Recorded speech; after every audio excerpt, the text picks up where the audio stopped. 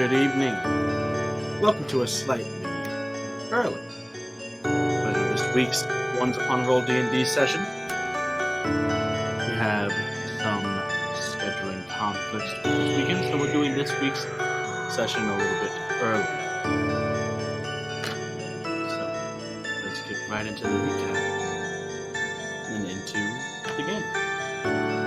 Last we left off, the group was in the aftermath of their recent skirmish, their recent battle with the Sanvaniques, the vampire rulers of the city of Worthy, and dealing with the consequences of spawn without a vampire to control them. The citizens of Worthy banded together with the members of the temple and the group and ended up standing up and fighting back against these crazed spawn and driving many of them out of Worthy and felling quite a few as well.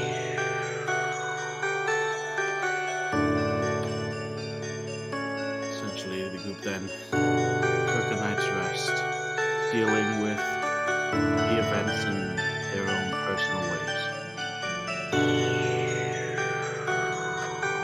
You had taken a good portion of the following day to get ready to leave Worthy and deciding the best course of action after questioning the still beguiled Dene Lavelle, the half-elf who was a liaison between the slave traders of the Varieties Desert and Logain Sanvanique, who needed the bodies for his experimentations.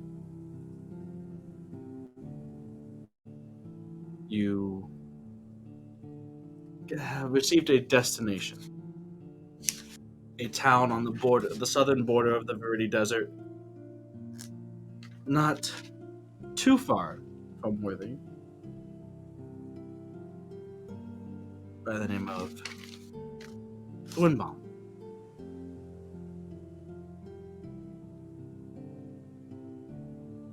Demetrius, having gathered his thoughts, decided that he would make the trip back to Grandor, back to Esther, to inform her of this, and then maybe she can start politicking her family into the conversation of who should be the next house, the next one to govern Worthy, as it is currently without a noble leader.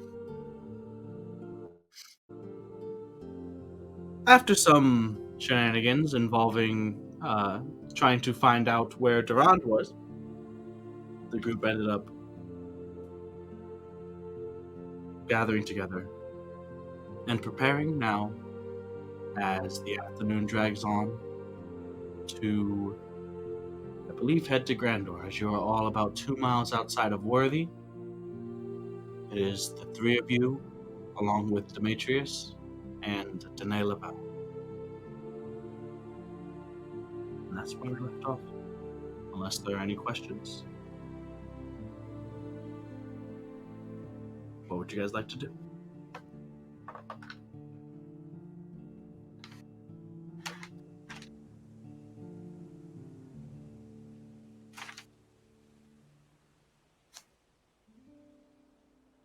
So, it seems like we probably won't be gone too long, you know. Well, yeah, like, how many times you can do this per day? Once, wasn't it? Maybe? Yeah, I don't know. So, we're gonna be, like, just for a day? Gone for a day? Less than, really, if you guys rest at a normal time, but yeah. Max, a day. Mm-hmm. And we're all okay, you know, with leaving Worthy like this for right now? Well, we can't really do much here, right?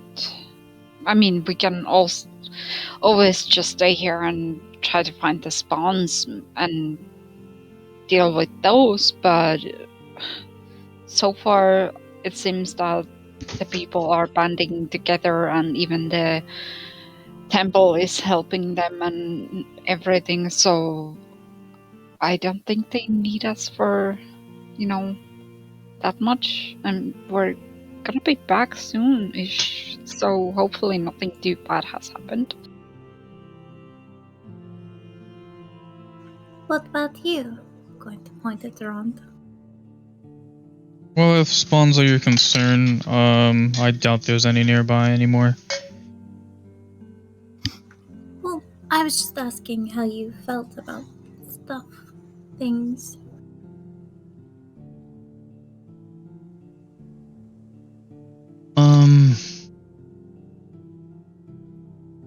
I don't feel too well about the situation in Worthy overall, but it's something that's going to have to take time.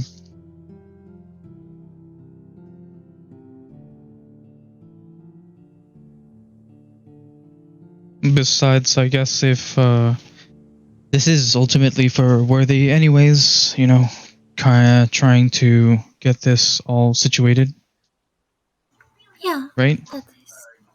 that's the goal.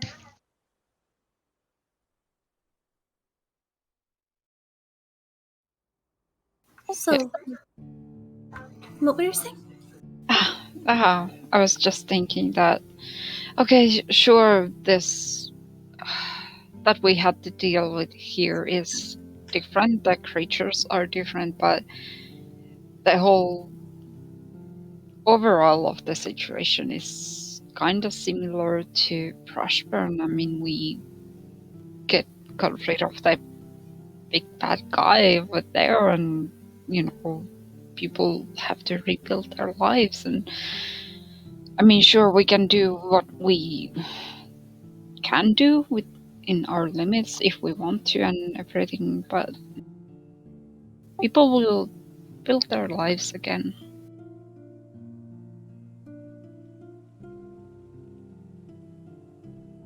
We Well, also have everything that we need to figure out what's going on with Neri's mom, so we probably shouldn't lose sight of that while we still have a trail. Okay, so we're ready then? I am.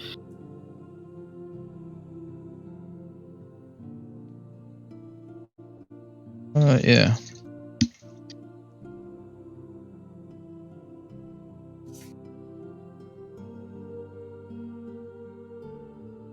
Alright, so, I will walk up to the tree and, place my hand on it and begin to cast Transport via Plants.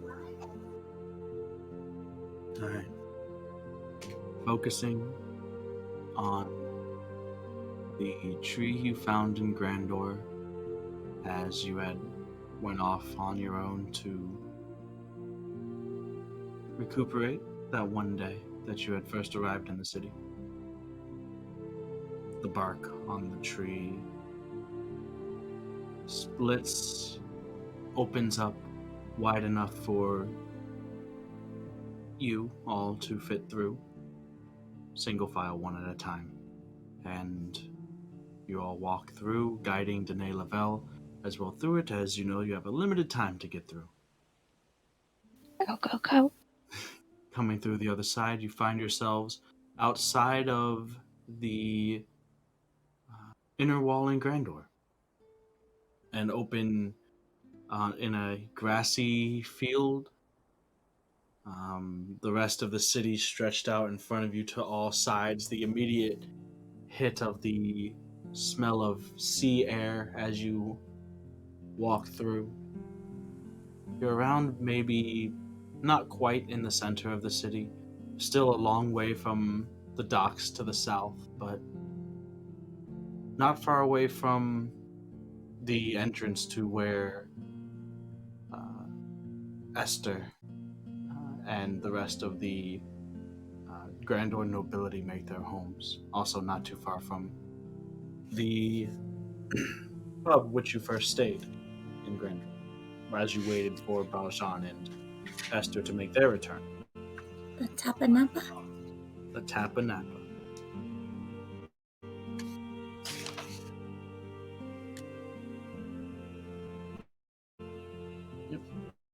Well, I suppose you... Well, Demetrius, you have to go find Esther, and... I guess you two can accompany him. I guess I could use a bath, as Demetrius so kindly mentioned before. Or do you think, Demetrius, that you should try to go see Esther first alone and then come back for us? If there are any specific points you would like me to address with her, I can, but I believe that I have the gist of the situation and Worthy well understood. If you wish to come along, of course, it's welcome, but if you want to come by another time, tomorrow morning perhaps, or whenever, that's fine as well. I feel as if we might need a little while to discuss or explain. She might have questions that you already know the answers to. Well, like Toronto said, I mean, a bath sounds nice, and I think I should get my gear a bit fixed up too. So, if I'm needed, I'm sure you can send me a message or something. Well, where will you be staying? Well, should we just stay at the place we were first over here? The Tapanapa or whatever, what it was?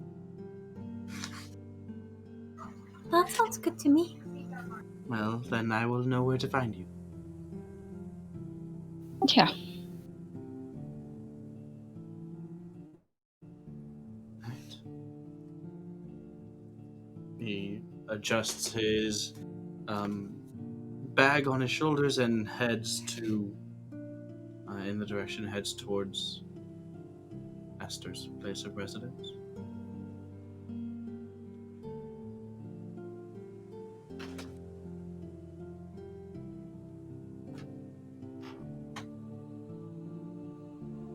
Is there anything that you all wish to accomplish tonight? Well, Olivarn would turn to Durant and just be like, I don't know if you want to talk about anything, or if you don't want to talk about things, or... I know it wasn't easy for any of us, but I'm here, and I care.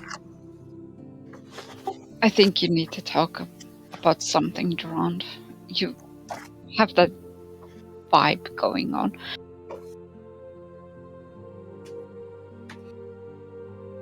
But I don't think you need me.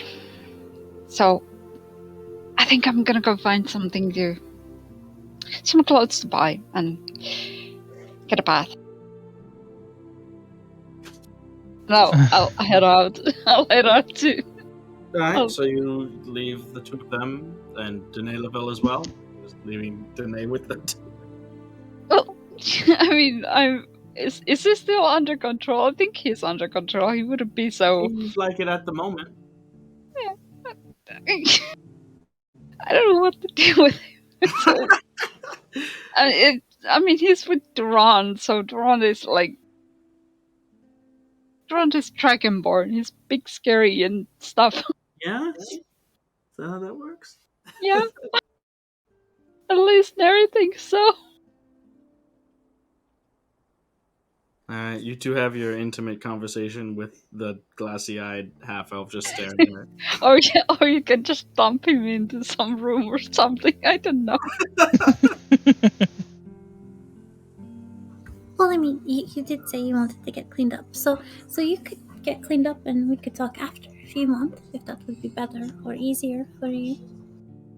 That probably sounds quite nice. I haven't been taking good care of myself for the past bit, so yeah, I'll go take care, and then we could talk after. Could I kind of like weirdly just sort of rush over and give him like a little hug and then like grab Danae Lavelle's rope and just start walking towards the direction that Demetrius was going? Okay, sure. So you're following Demetrius? Yeah, with Danae Lavelle. Okay. Alright, so Dadan, you're going to, I assume, the Tap Napper to get washed up. Maybe get a room or however many. Yeah, I'll get everybody up for the night. 3 rooms? So run that by me. Oh shit, that's a good question. How many rooms? I'll be bold in my presumption. 2. 2 rooms, alright. 1 for you and Elavort, 1 for Neri and Danae. Yeah, she's gonna have to deal with it. Alright. That'll be then a gold for 5 silver each per room. A gold, I'll mark that. Yeah. I know, you're digging deep into your pockets for that one. Going down. Alright, so you get the rooms, you get yourself cleaned up. It's not, the fanciest of washrooms, but you have a basin with warm enough water and stuff to get yourself clean. Not exactly a bath, but, a wash basin essentially. It does the job. It does Better than nothing. Netta Dion. So, backtracking a little bit, as you each go your separate ways, it's a bit of a strange atmosphere. Not just the fact that everything around you, everything seems so normal. All of the buildings that you see are mostly in repair. None of them are boarded up. Everyone is going about business, some talking, even, laughing out loud on the streets as they discuss the day with friends, family. And it's a jarring removal from the situation that you had been in for the past however many days in Worthy. It's almost like walking in like a sort of dream state. It's just odd compared to what had been your temporary normal in Worthy. So, Nedadian, what do you do? I'm gonna try to find some store that sells just clothes, not like armor or anything, just clothes. Okay, that's easy enough. What kind of stuff are you looking for? Just casual kind of pants and a shirt and I don't know, a corset or something to go with it. Alright, easy enough, just a casual set of clothes, just... Yeah. It's been a while. Sure. Because I gotta get the armor fixed. It's been like how many battles? So many times. No. That's next campaign when we do like hardcore D&D. We have to worry about stuff like that. Yeah, but this is No, it's fine. we're doing this now. A set of, common clothes to your liking, more or less. They're a little bit large as they're not specifically tailored for you. You can get them like just about your size, but not It's nothing fine quite. if they're a little bit loose. Yeah, just a little bit loose, not much, because it's not specifically tailored to Mm. you. But that would be 5 silver per set of common clothes that you want. I'll just give 1 gold for 1 set. Okay. I guess. The ever gracious at your insane tip percentage. The store This is nothing yet.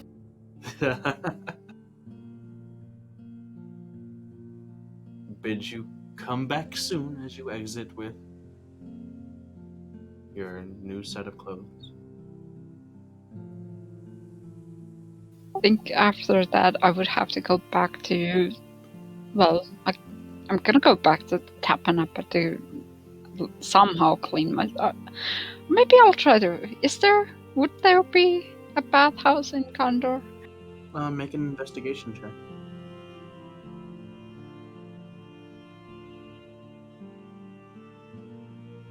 Ew.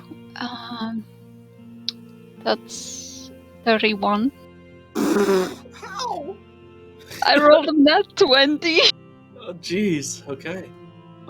Yeah. You actually learn of. You learn of a bathhouse in Grandor. Absolutely. It is rather quickly. You find it within maybe 10, 15 minutes. It's not as luxurious as the ones in either Vasselholm or even Brushburn were, but it is rather nice. It's near where the Guilds Hall is, where the various guilds of the city have their large hall. It's kind of adjacent to that.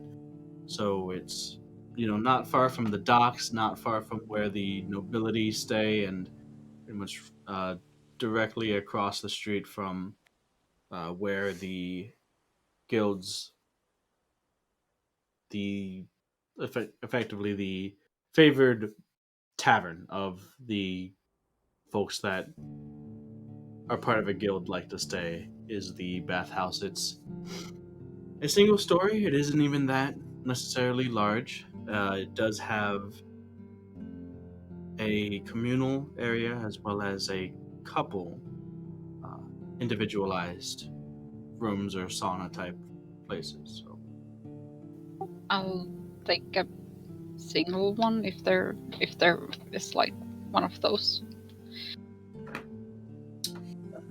yeah, for how long?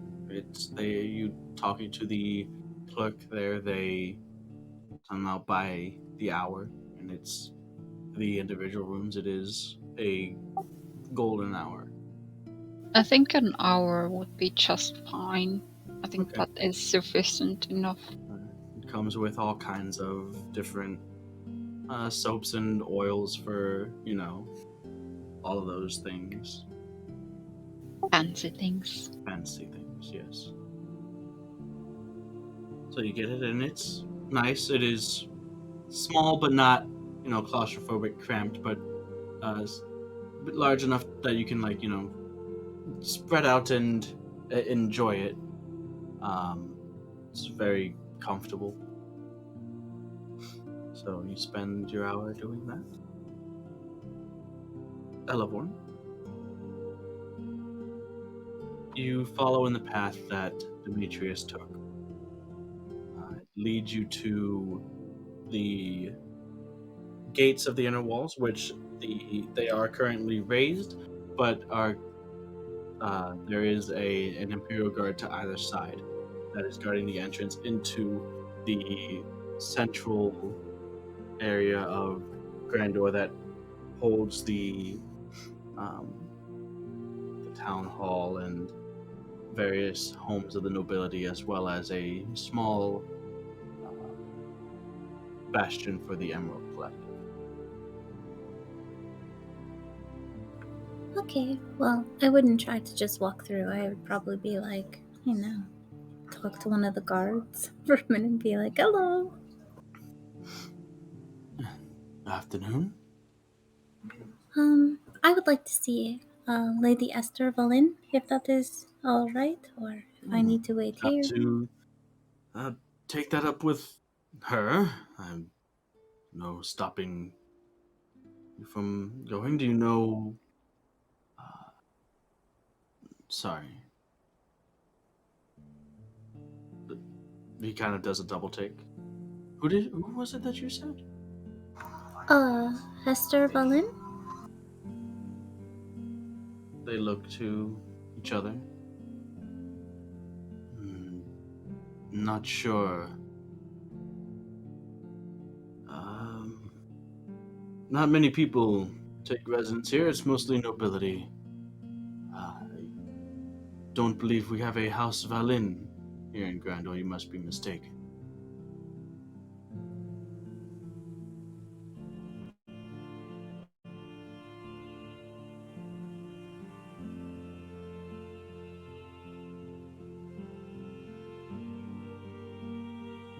How about like a big black dragonborn? Have you seen one of those recently? Um, yes. We have. Are you referring to Lady Talia's consort, Valjean? Uh, yes. I need to see him. Oh, you are free to come and go as you please. Whether they will see you is they're up to them. Well, of course. I just wanted to make sure we're all good before, I tried to walk past you and then you're like drawing your sword on me or something. No, this area is just as open to the public as any other during most circumstances. We're just here just in case any suspicious individuals decide to make trouble.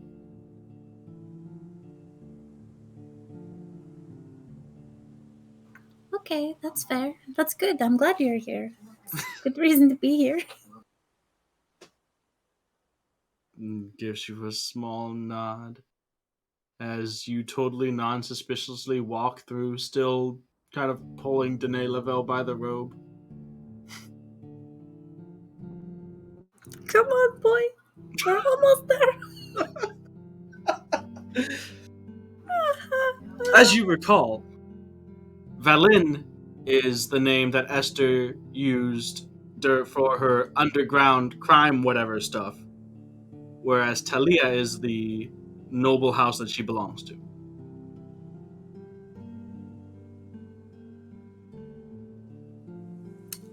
So there is that.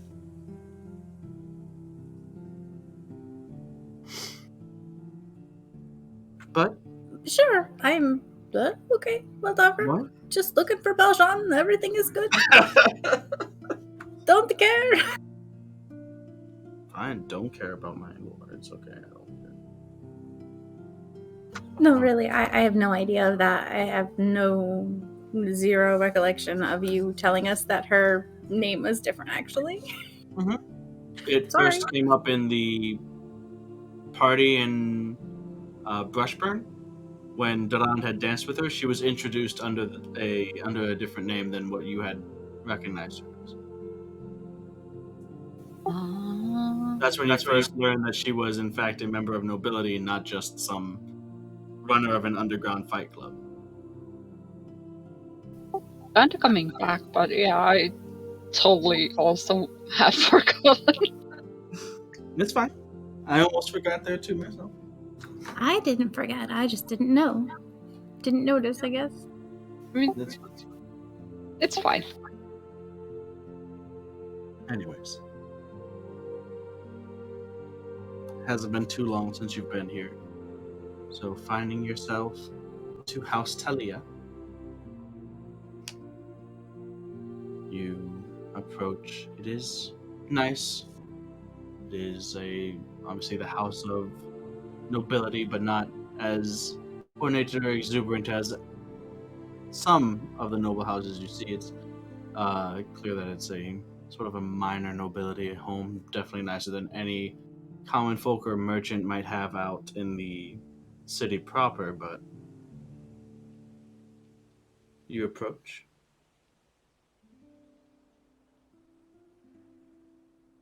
Walking past an outer arched gate up to the door.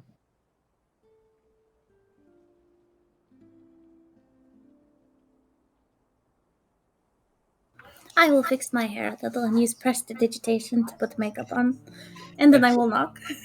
All right. Not long after, the door is opened by a servant of some kind. Uh, Looks a little bit like breathing slightly heavier than normal. Huh. Another guest. I remember you. I'm not sure of your friend here. Uh, Demetrius. He told us that you had returned. I wasn't aware that you were coming here now. Yes, I need help with my not friend over there. Ah, I'm not sure what exactly is going on. I believe that Lady Talia was under the impression that you would be gone for some time. I was quite surprised to see Mr. Demetrius return. But they are currently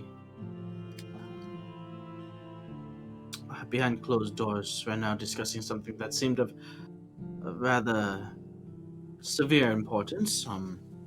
Is this something that can wait, or I'm is it? exhausted. I have traveled very far and very long, and we had an agreement, and this is a request of that agreement.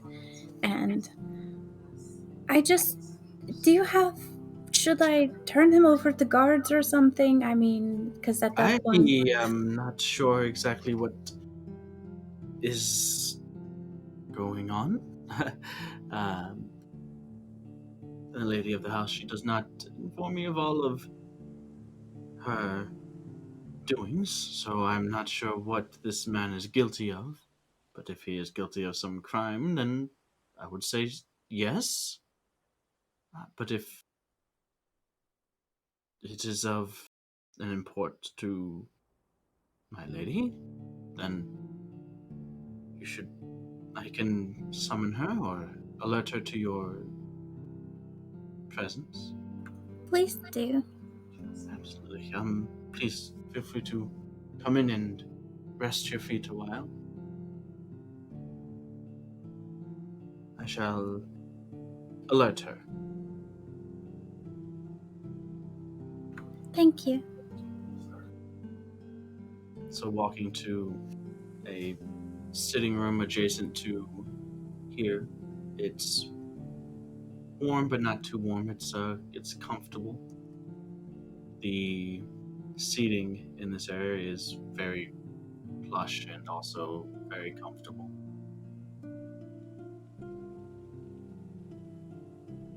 A few minutes pass as the servant heads up set of stairs. A while later, returns again. Um, if you would follow me, please. Of course. Thank you. You follow him up the stairs and into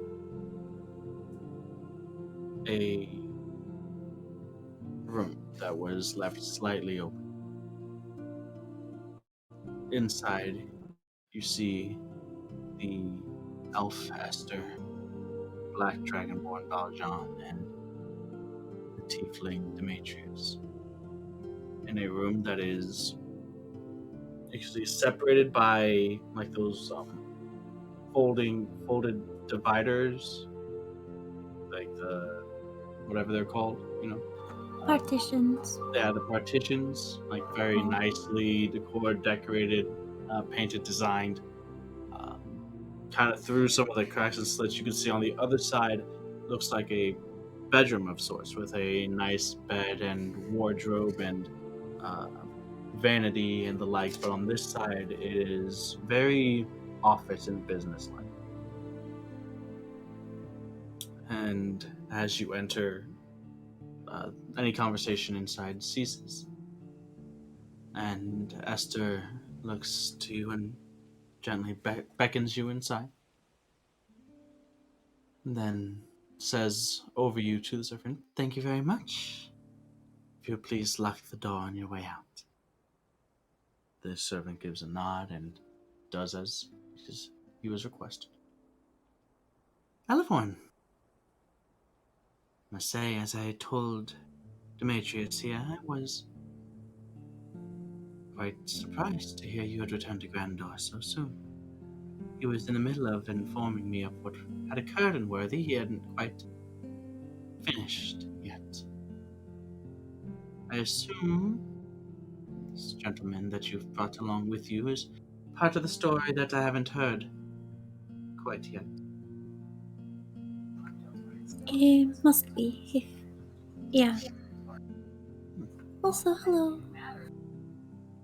Valjean gives you a smile and a nod. You can see he's in his usual attire, which isn't much attire, which I'm like catching like a glance. It seems a bit off-putting for a lot of the, prim and proper nobility here in the city.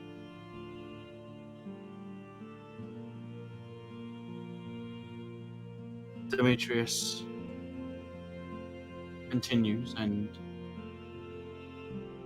him, along with you filling in gaps at place, explain the entirety of the situation in Worthy, what had transpired, and where the state of the city is in now. Demetrius continues. So, as you can see, my lady, I returned because I felt like this opportunity, Worthy, is currently without leadership, and I feel although it was not your direct wishes for mine or the others' course of action, felt significant enough to return and inform you of, in case you wish to act.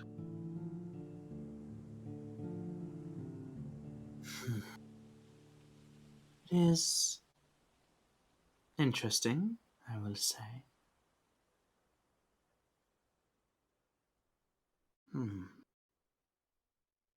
you can see the wheels turning in her head, almost as if like formulating a plan, like someone playing dragon chess, planning out the next 10, 15 moves in their strategy.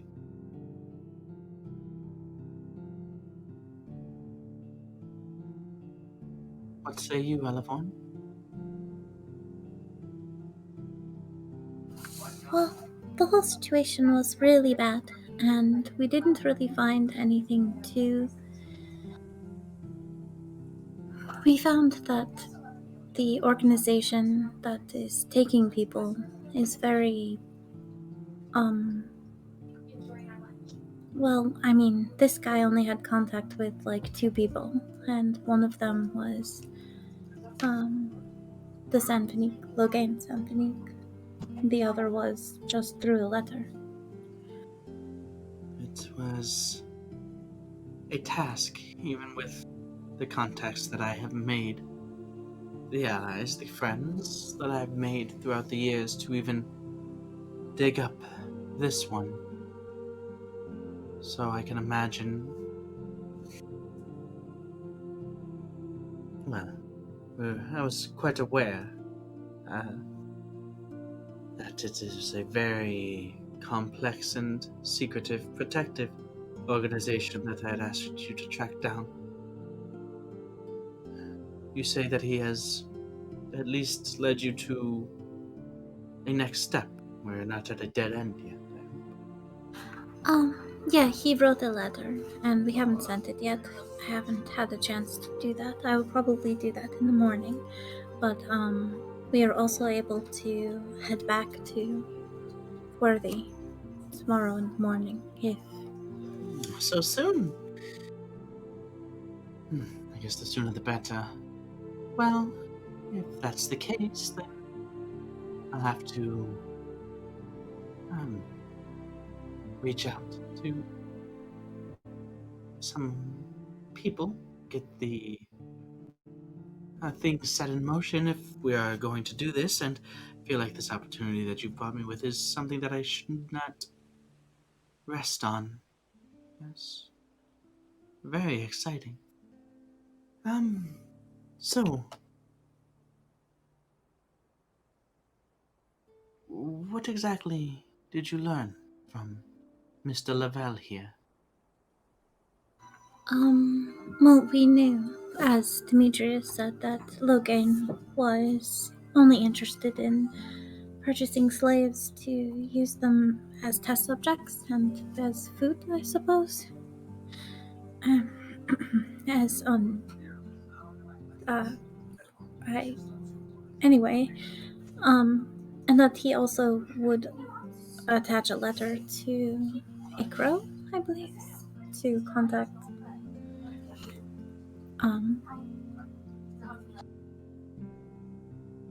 well, whoever it is in the other town to send more people his way. I see. Well, especially if I'm going to attempt to get Natalia's into power and worthy. And you can see she's kind of excited at the prospect of this. More it's with her, it seems to be more of, as she explained to you, with this, more of the challenge than the actual end result. Then it would probably be even more crucial, even more important that my initial request of you is carried out.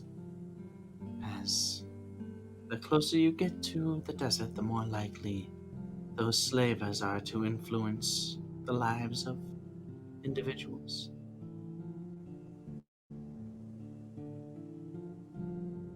But I'm a bit remorseful that I might need Demetrius's aid on this side of things. If that is a priority, to have friends in high places.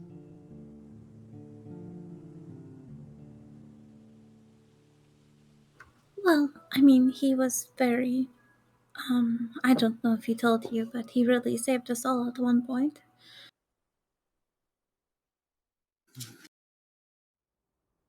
I don't know what we would have done without him, but, I can see he's very, very cunning. This temple that you had worked with, they trust you? I believe so. Alright, well, I suppose if we are going to be returning tomorrow, you say you had informed me that they seem to be at least attempting to hold things down in Worthy, so they are respected amongst the people. Perhaps a friendly introduction as we return? Oh, of course. I have, maybe you could help.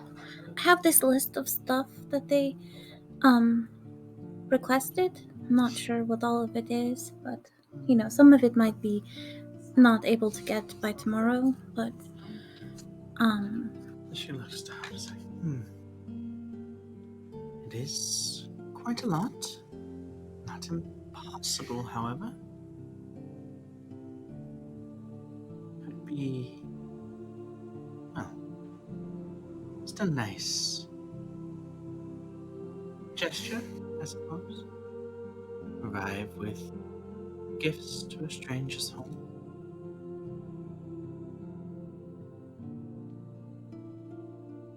She takes the list and she places it down on a desk behind her.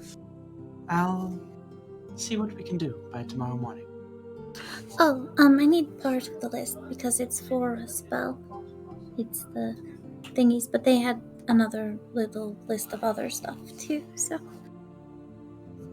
Wait, so what were you asking her to try to get? I don't know if there's separate lists. I'm not sure because because Neridion had asked for the components for this spell and stuff that they were trying to You gather. weren't asking for the spell components?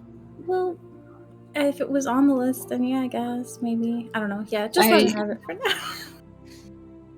I mean, I think I asked for the. God, what did I forget? I mean, I asked about the rituals and stuff like that, and I wrote it down. I also then sent the Lista Era, right? Yeah, Mm-hmm. but That's fine. I'll make a copy of it. Give me a moment. I mean, I think I never said it if it was separate or not, but. Mm, I don't think it was. mm. Well,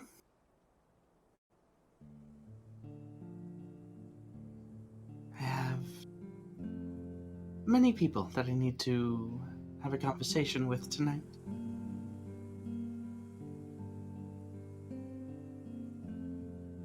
Is there anything else, Demetrius, Alvor?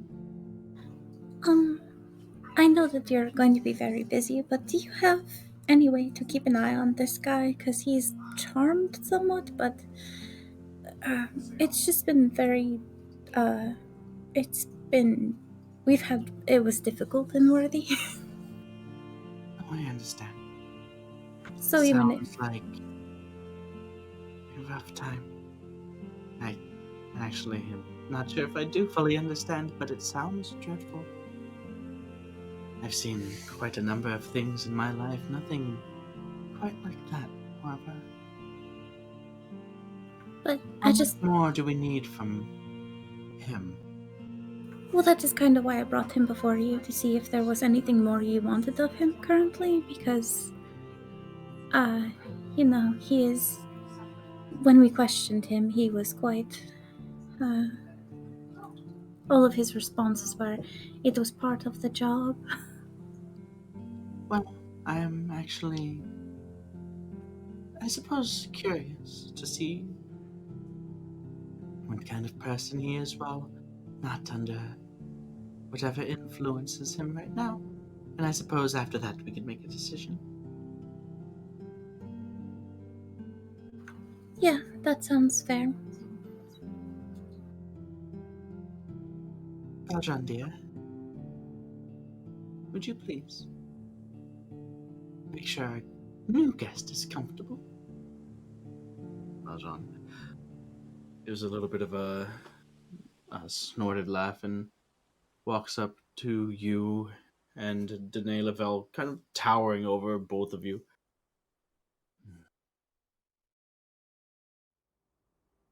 Good to see you, Helivorn. It is good to see you as well. No. He kind of leans down to take Danae by the arm and kind of whispers to you.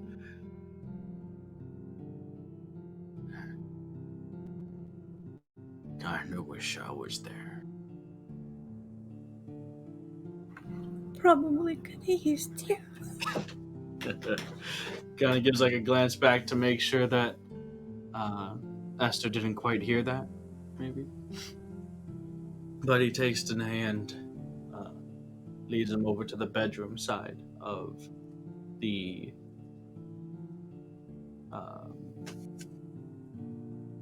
partitioned wall, where you can hear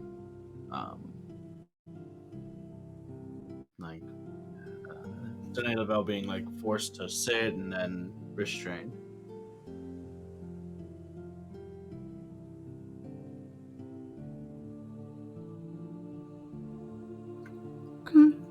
Thank you for this. I mean, I know it is what you asked of us, and you're helping us with everything. I'm, thankful for your help. Of course, I feel like are working together in this, and you have came to me with quite a prosperous opportunity. I'm not under any illusion of who is putting in the work here. I am aware that what I have asked of you is dangerous. So, I am grateful for you and your friends as well.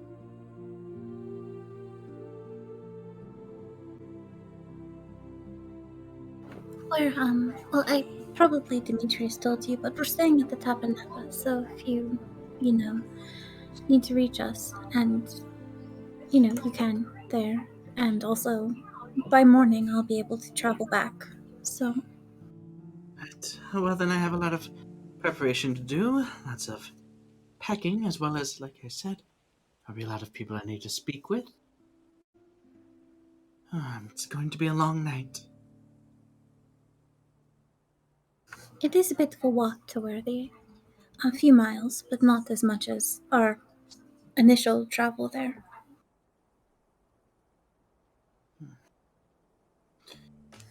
Yes, Worthy is, well, a bit further than a couple miles away.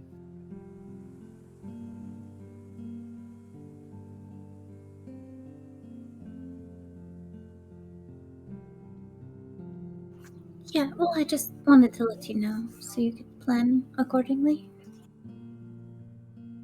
And also, we're using a tree to get there, so nothing too wide. Well, it has been a while. Should be fun.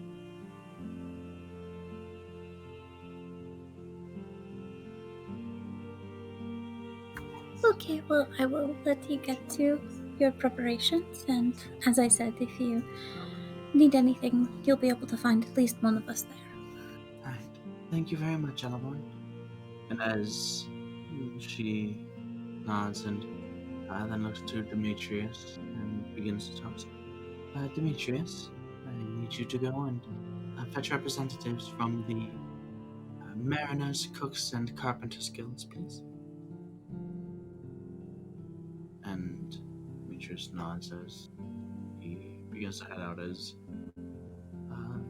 Esther turns to the desk that is overlooking, or like desk is set up against the wall that has a window on the edge that overlooks the city, or at least part of the city. And begins going through papers, that sort.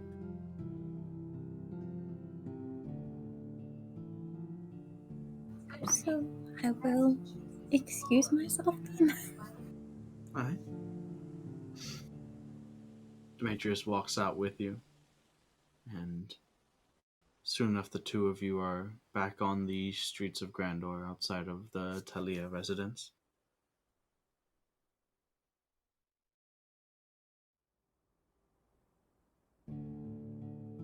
Are you okay? I am fine. Good. It's not exactly where I thought I would be back here so soon, but Worthy wasn't exactly what I thought it would be either.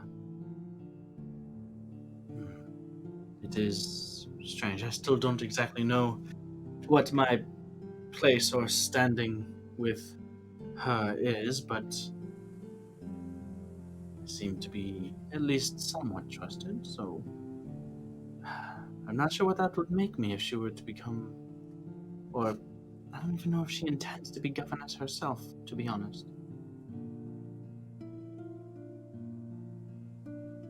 It doesn't really seem her style. But I haven't known her for more than a little over a year now, so. Closer to 2, actually. Well, she seemed to be very interested in the opportunity at least, so that's something. She's interested in doing things, getting things done. I'm not so sure she is very interested in them once they are done. No, she enjoys the process of making something, building it. But after that, Well, it's I on to mean, the next project. the city is going to take a long time to be rebuilt. It's not going to Certainly, happen and I don't overnight. feel as if she would leave it outside of good hands, and she respects Balshan, and he, in a weird way, grounds her, although he is eccentric in his own ways, in his own right. They are an odd pairing. Have you seen him fight? I I have the place where she took us to have that discussion first when we had arrived in Grandor. A couple of scraps that he got into in there. He fought around once. That was crazy. Yeah. I can't imagine how that went. Was he, for what reason exactly? He's strangely enough, not, I don't want you repeating this in front of him. Like, certainly one of the most scary gentlemen I've ever seen, but also one of the gentlest. Valjean? Yes. Oh, yes, I've noticed that about him. Like I said, even if it's true, I don't want him thinking I said that. I don't need him proving me wrong.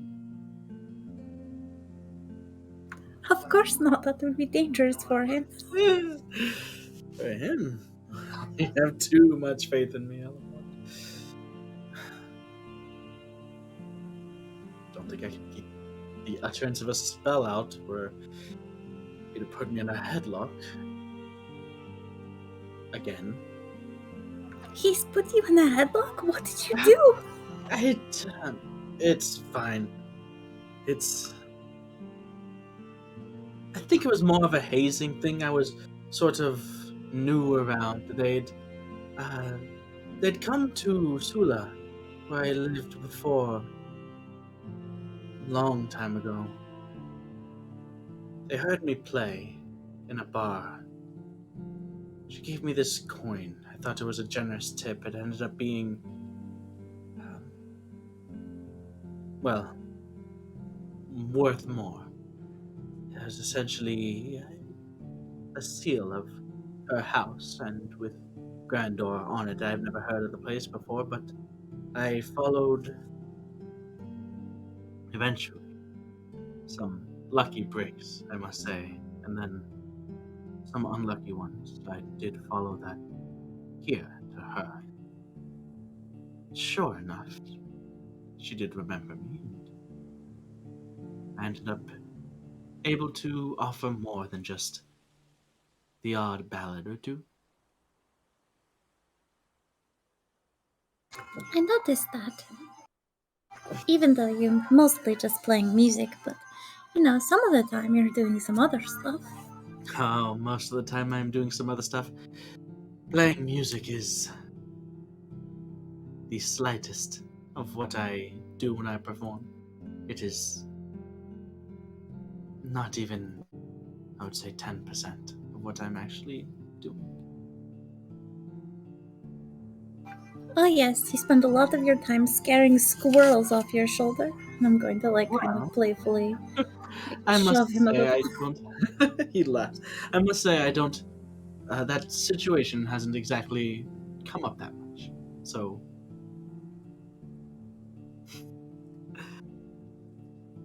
But it is that skill set, that ability to acquire information, I suppose, that she found use in.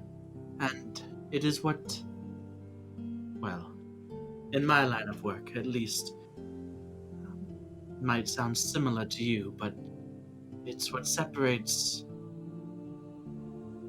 a minstrel from a bard. Well, I noticed you noticing us, so Well, I guess I need to polish up a bit. And thanks for that, by the way. Saving us. I wish I could say it was heroics or even a conscious decision, but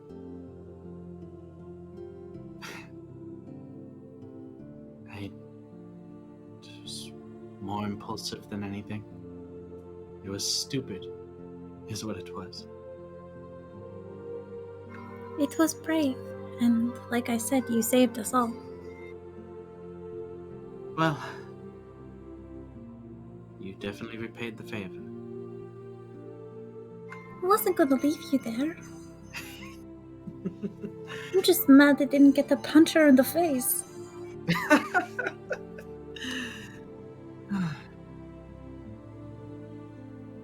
As much as I'm sure that would be enjoyable, I hope you never need to, or I hope you don't get that opportunity or need to again.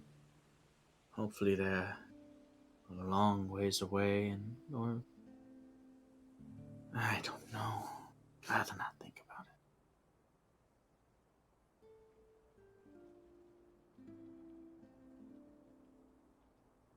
That is fair, I suppose. I just...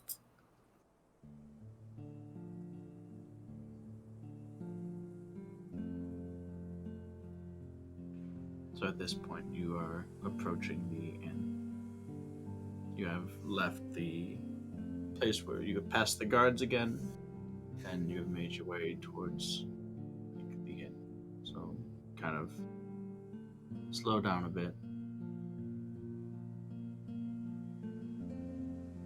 I will awkwardly... No, I will just give him a hug. He kind of takes it and just puts you back. It's like, this isn't the last time that we'll see each other, certainly. It's no reason to get all goodbye. I'm not getting all a goodbye. I just... Really... Thank you. Sounds goodbye. Well, I really should be getting to finding these people that Esther wished me to. Like she said, it's going to be a long night. She has a lot of favors to call in and people to coordinate. So I will see you tomorrow. Yep, I'll see you tomorrow. Gives you a nod and a wave and heads off down a road further south into the city as you head into the Tabernacle. Yep. Alright. Durand, you're all clean. You're a clean, squeaky clean boy now. What are you doing?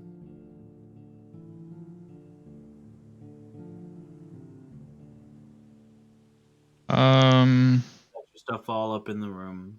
By the time that you do all that, get yourself situated, get all clean, it's about sunset.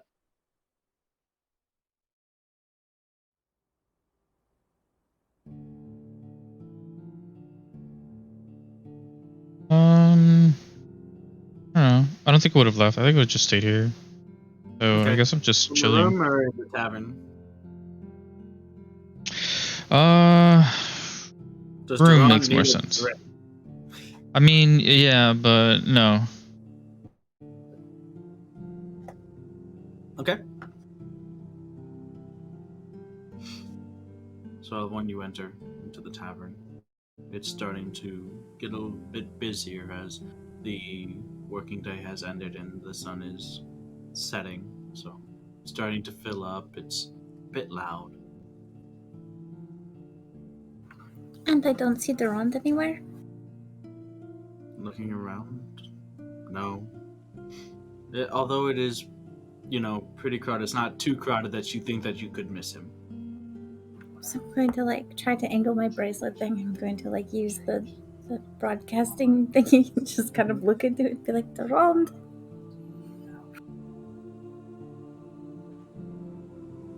I'll respond. Yes? Where are you? From the awkward angle, like someone who Mhm. doesn't know how to use selfie cam. Oh. So you got everyone coming up here and just Ron.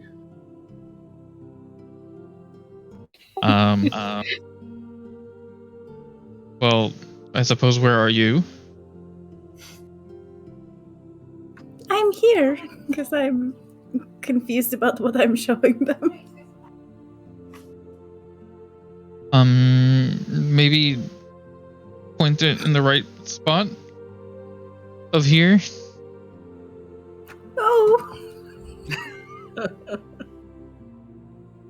Okay, so Elmore then shows the inside of the tavern, and it was kind of weird because as she was like kind of talking with you, and you could hear her voice in your head, you could also hear like kind of background chatter, but you could also actually hear the same kind of background chatter coming from the floor below where you are. So it's like, you're talking on voice chat with someone who's in the same room as you, and they're playing it over their speakers, and you can hear yourself twice. Huh. Interesting. Yeah, but you hear Well, the same thing twice. I don't hear you. I'm upstairs. I hope this is upstairs. Yeah. So I will go upstairs. Okay. Easy enough. You're upstairs. You done it. Welcome upstairs.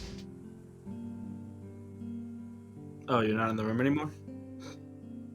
What? I mean, I'm not gonna be an ass. I'm gonna open the door and be like, hey, hey, Take your guess. it's your boy. Yeah, just pick one. I'm standing there like, which door? It's the door with the blue dragonborn in it. Yeah. So Durand is there. You guys head into the room, I suppose, or you stand awkwardly in the doorway. Either one is fine with me. Decisions. So I will walk up to Durand Mhm. and wave a little.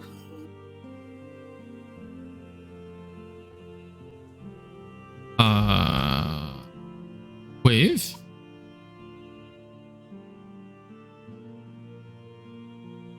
I'll give him a hug.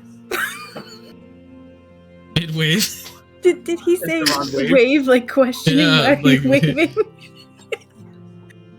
So, Is that Durand, other- are you in your armor again? Did you put your armor on again after bathing? No. What? No. No? Am I not being Okay, heard? I don't know. Good. Now is the night that I attack. Are you standing there in your towel or something? Yeah, Oh, just I'm in not. the Oh my god. listening. Ay, ay, ay. Oh dear. No. He's in like Elmore would just squire stand at robes. the top of the stairs like kind of like squire robes, like a tunic with like the belt over the tunic Stop. kind of thing, and like what? It's like the white tunic with like the deep V cut, right? The billowy arms, the thing that goes like the shirt goes to like mid thigh, but you wear like a brown belt around your waist over the tunic, and then just like slacks or something underneath. Okay, good. At least there's slacks because I don't know. Oh yeah, I I thought that was going somewhere else. I wasn't imagining Durand in a miniskirt. No. Stop it. I can't. That's my interpretation of what like Durand, Yeah. Thank you for giving me Kinda something like- normal. what like crusaders would wear and when not in their armor. Like the slightly like it looks like you're kind of like a temple going guy sort of thing, like very simple.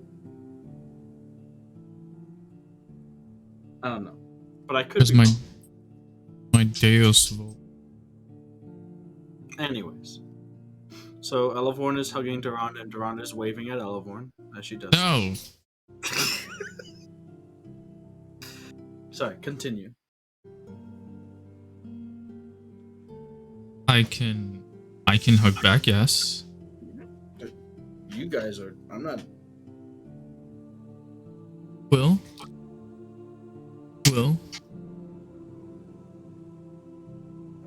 Hi. Hi. Are you feeling any better?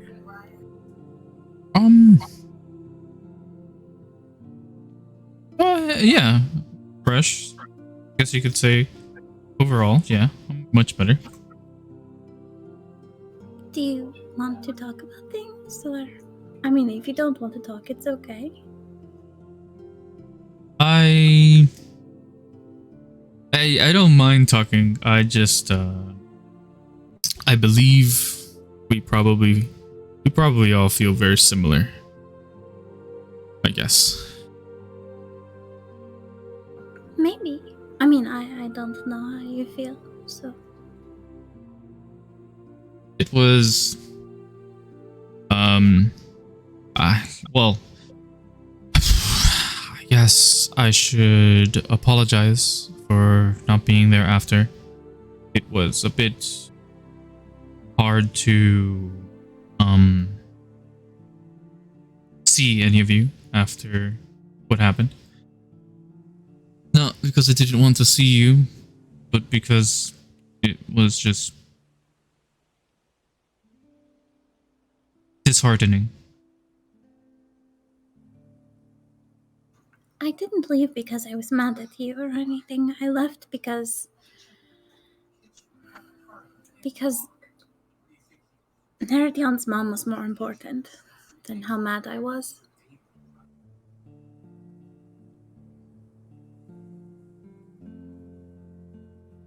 And because I can't fight you.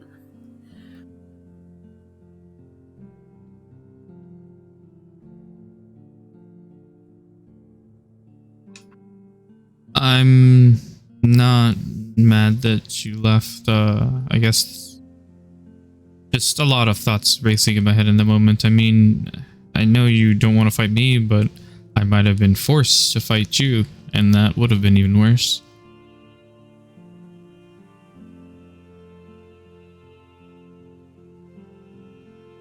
I don't think, even with how things left, that I can forgive. I can forgive myself, but I can't forgive them.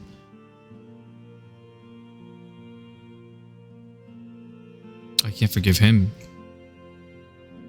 more than anything. Well, we can find him. We have some of his blood. Well, I don't. Oh, you don't have your pendant thingy anymore?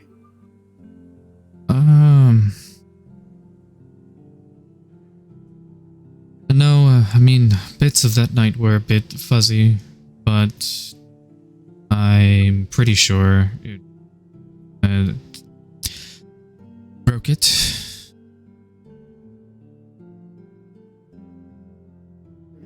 Well, I It's still laying got in mine. some alleyway in Worthy smashed right now. Yeah. And also, we spent enough time around him where probably I could anyway. You know, figure out what he's up to and eventually track him, but that probably shouldn't be the priority right now. No, guess. he's definitely not a priority. So I took the guy to Esther, whose name is not Belen, by the way. I kind of missed that somewhere.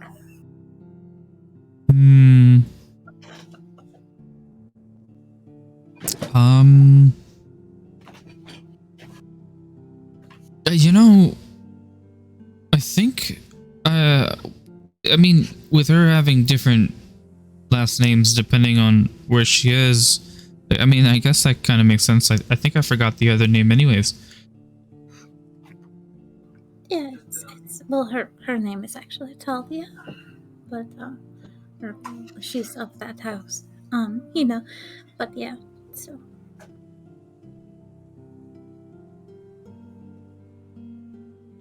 Well, what happened over there? Was everything okay?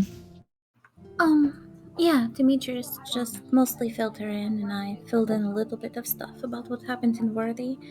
And, well, I mean, Valjean has, the Lavelle guy right now, so we don't have to worry about him for a while. You know. Okay, good. And Esther... Oh, go ahead. Oh, no, I was gonna say, I suppose they'll figure out what to do with him. Don't know if we, you know, I guess how personally involved we are, if we'd be the best people in the right minds to we yesterday, Dari and I were not very fond of keeping him around, so I mean not yesterday, today that happened today. Yeah. It's okay. We're all tired. It was but yeah, that's why I took him to her. And that's what I told her as well, is if you have use of him or want to ask questions or whatever, here he is. And she said she was curious as to how he would behave when he was no longer charmed. So, and she's also interested in the proposal that Demetrius brought to her. I had a list of stuff from the temple, and they wanted, many things, so she made a copy of it, and she's going to try to get them for the temple. And she wants to go with us back tomorrow. Oh, okay. Good. That is good. That will keep the place well, I'm hoping she will be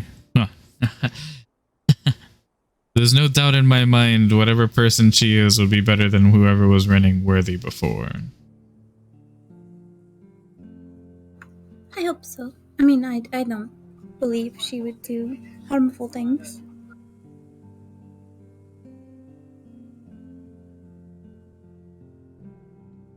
But yeah, I just thought, since we were standing there kind of awkwardly with him, I figured maybe she could babysit him for a while at least. Well, honestly, she could do whatever she wants with him. We got the letter with the signature on it, so that's really all we needed.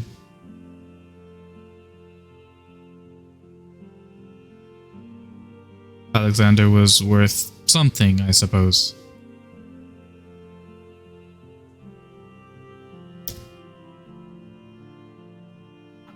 Yeah.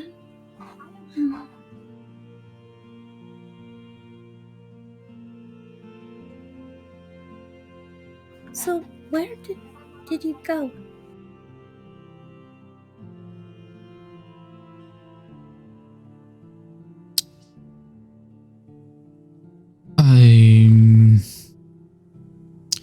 I'm not proud of that.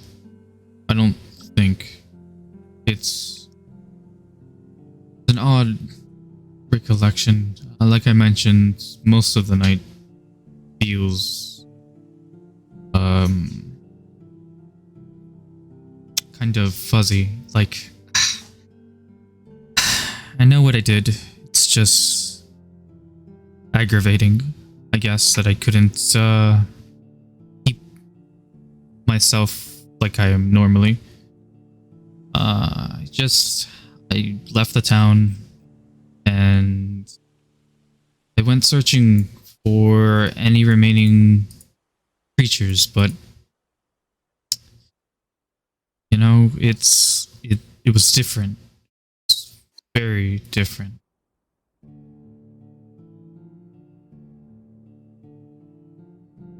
I wasn't protecting people per se. It's what I always swore to myself that I would do. This was very, very different from that.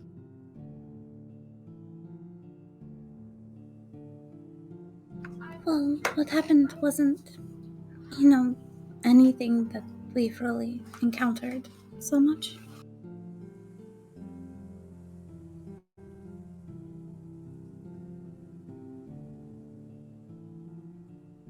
Yeah, we've encountered a lot. But yes, this is definitely not something that we've experienced. And honestly, I think I didn't really know what to do.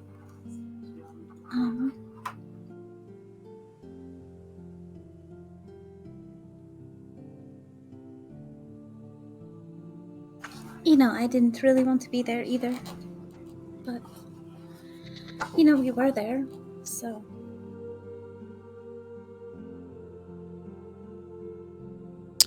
I mean, so to speak, I never returned to Worthy afterwards. I really couldn't. Think I can now, I don't know. I suppose we'll see tomorrow. think I should be fine. All right. I did something to the graveyard. I think that maybe you'll like it. I want to show it to you. So, if for only that reason, maybe you can come back. Okay. Some incentive. I could use that.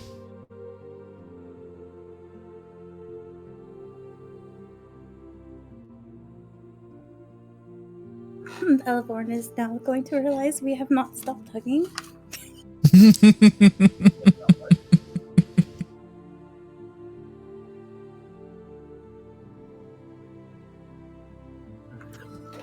But yeah, it's really cool, and she's going to like take a step back and use prestidigitation to sort of show like a tiny little version of some of it.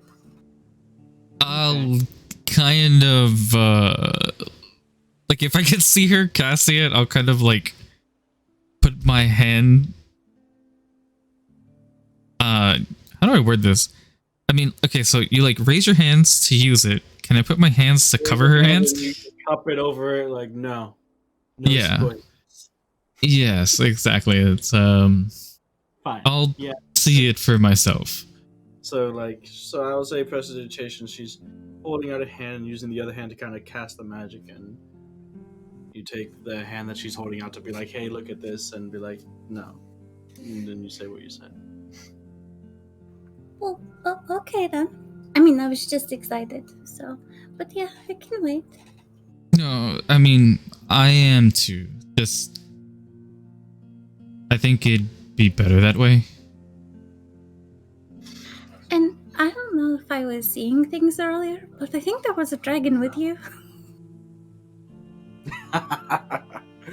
Which, I mean, technically, couldn't fit through the tree, so... Yeah, I was gonna say, I think I wasn't here when we went through the tree, or else I would have mentioned I would have just kind of dismissed him. Feels bad. Bye, Gildy. Yes, yeah. It was what got me over to you guys so quickly.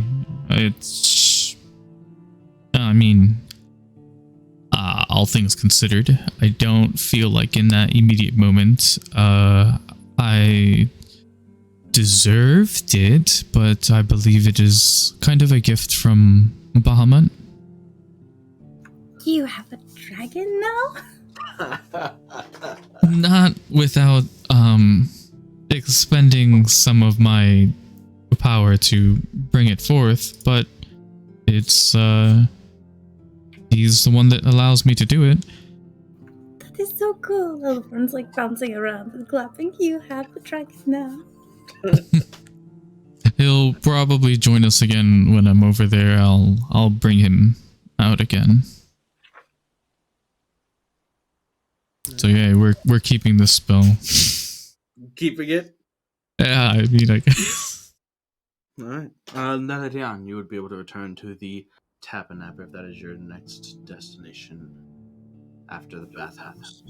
No, it's not, because I need to find a place where I can drop off my armor to get fixed. Oh, okay. Alright, go to make another investigation check.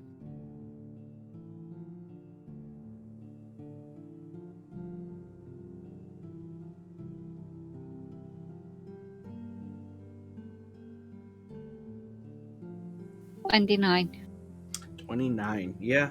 You managed to find the place after you finish your bath, use all of the nice smelling or whatever smelling types of oils or soaps that you want, and you feel fresher and cleaner than you have in a long time, especially because you're only wearing those common clothes. You're not wearing the armor, which now off of you, and now that you are clean and it is less than, you realize just how battered up it really has gotten over the plenty of battles you've been involved in, plenty of slashings and stabbings that you have taken over the months.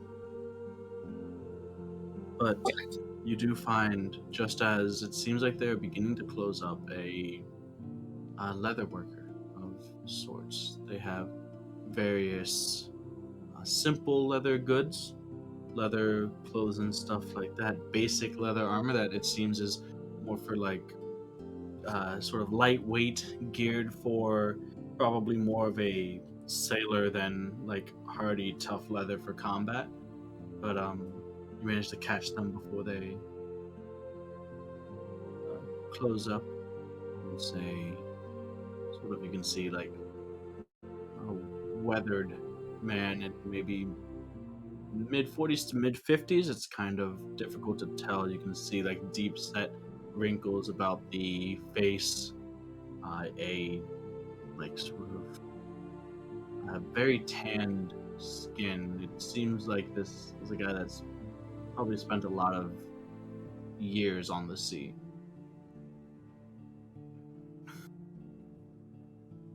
It's just about to close up. If you got business, I'd respectfully ask you to make it quick.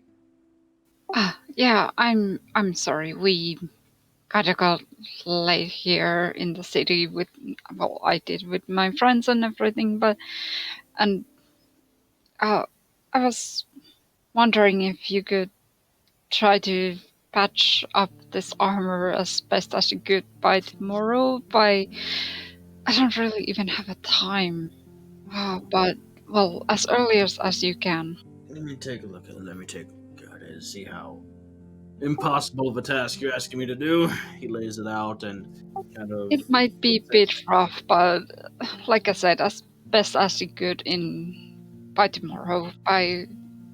Well, he's kind of like muttering to himself, like pointing out areas that you can see the leather is like scored or stabbed. And kind of putting a finger through like a little like hole that goes all the way through the armor. And I was like,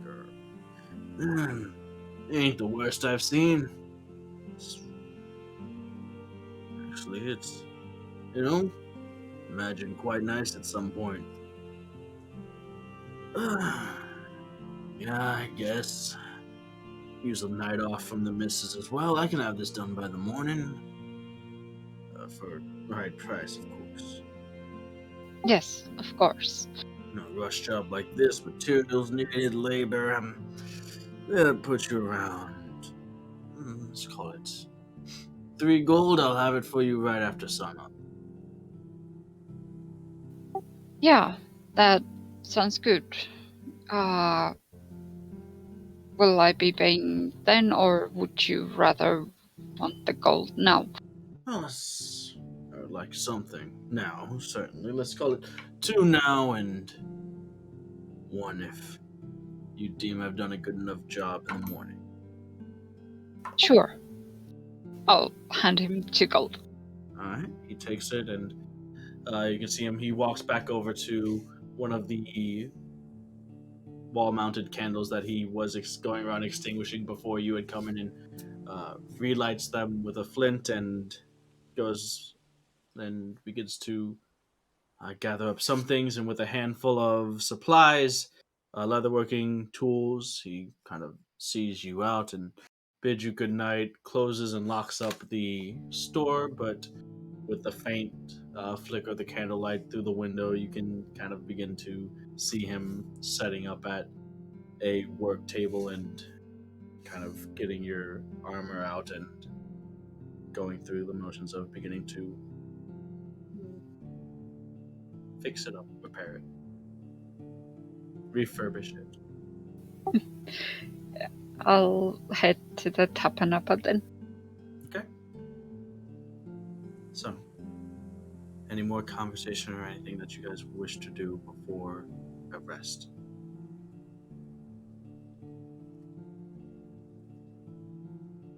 Dune is AFK, can I think? And Yeah, I could do some break.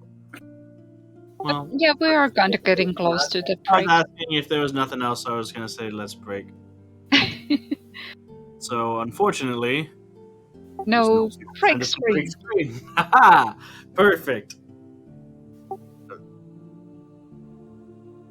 But let's go ahead and take a break regardless. See you all soon. Yes.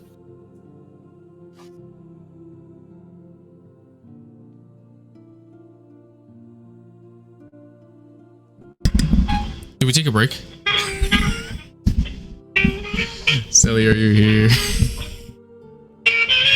I think we'll take a break. Hold on.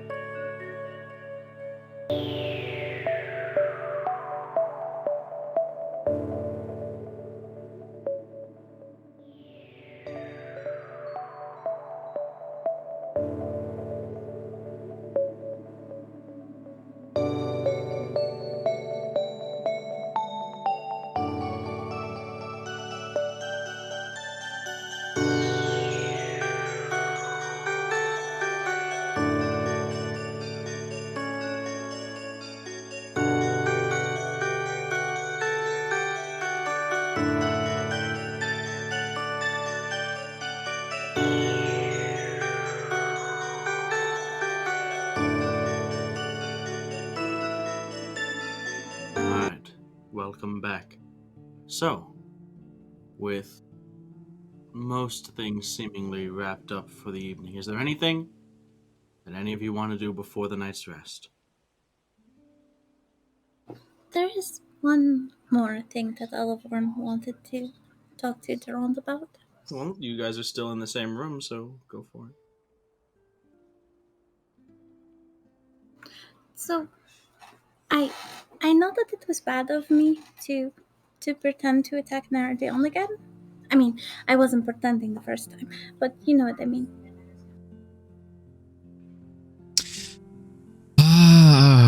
Yes, okay. I will say we'll call it even. I did disappear on you guys without any contact for quite a while. I was just, starting to get really afraid that something happened to you.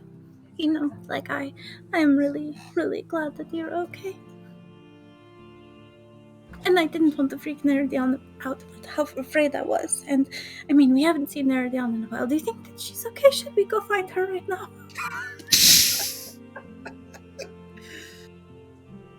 Well, I mean, she has all right to not respond, but I guess I'll try. I'll go over the bracelet and try to reach Neri. Okay. Neri. Where are you? Are you alright? Durand. I'm just walking towards Tapanapa. Larry, I'm so glad that you're okay. I was worried. Why were you worried? Did you hear something about that? Something has happened or something? No, I'm really glad that you're okay. I mean, yeah, things have happened to me, sure, but, I can pretty much kind of take care of myself, so you shouldn't really be too worried about me. Yeah, I think, I'm not talking into the bracelet. I can take that, for myself as well. Mm-hmm. Something similar, that's what she said, okay?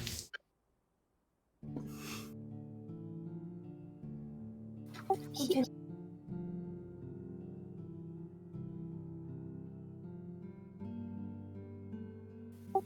By the way, Durand, this is kind of weird. You usually don't use the price. What is going on? I'm a changed man, Neridion. Did you abandon Bahamut? Oh dear. No, never.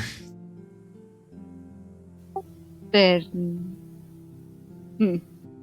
Bahamut does Okay. not define whether I use this bracelet or not. Well, you said changed!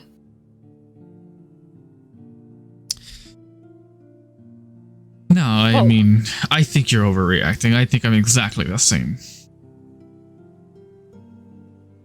Well... Never mind. I'll be there soon. I don't... Are you guys at the Tapanapa? Where are you guys? Who's where?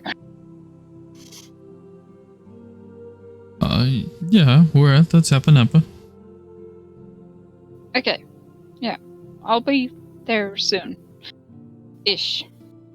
I think. Okay.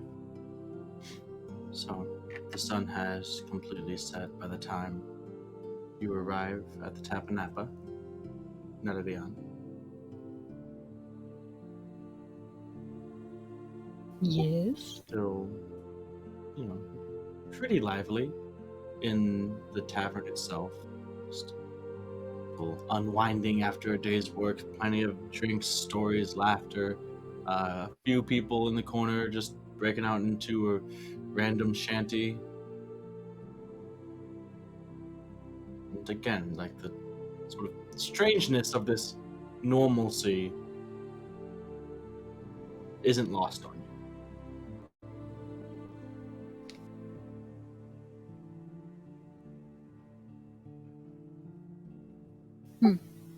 I mean, I guess I would still kind of look around if I would spot Rand or Elevorn, because, you know, they only said that they are in Tapana, but they didn't say, like, are they in some rooms or whatever. You guys still in the room? Or whatever? Yeah, I'm in the room or whatever. Okay. You don't see them. That doesn't mean they're not there. Yeah, because at least last time they... Well, at least Duran said that they are in Tapana. Or he is. Are you hungry?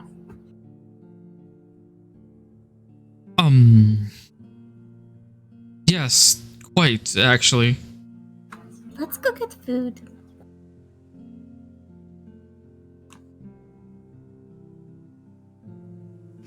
So, as you don't see them, Netadion, and you begin to make your way towards the staircase leading up to the inn area. As you make your way maybe halfway across the floor towards it, you see Durand and Elevorn making their way down the stairs. I'm so hungry. I'm just gonna stand there, like, look at them, just see how they are interacting with each other. And Elevorn comes down the stairs, and she's looking over. She spots a table, and she kind of points it out to Durand, who's like, "Yeah, that's a table." And then she grabs him by his shirt and like kind of begins to drag him like through people. Excuse me, pardon me, and they head towards the table. Indeed, that is a table. People! This is a chair. You can put your butt on it.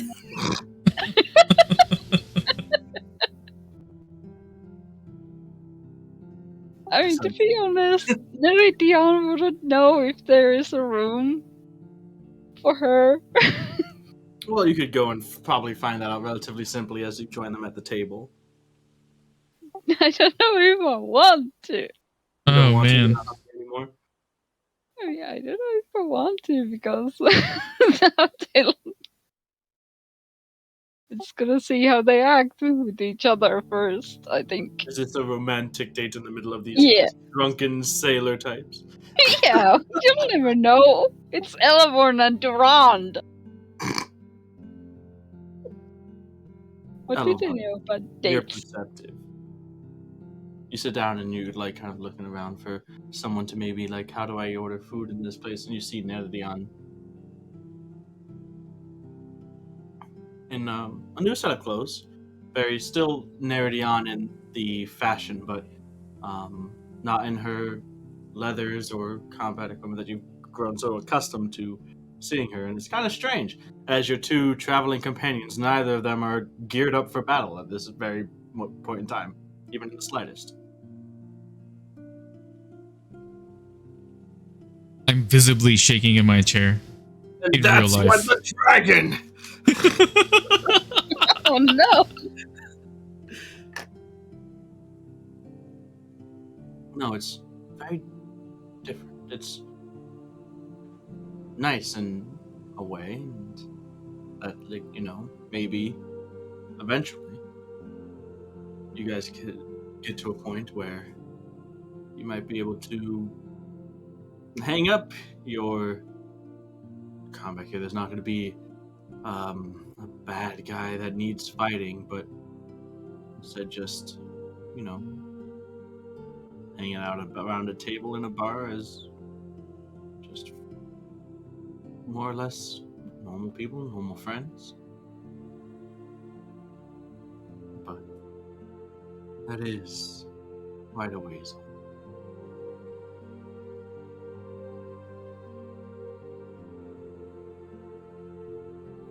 Since I am looking at Elevorn and Durand, I guess I'm just like staring at Elevorn.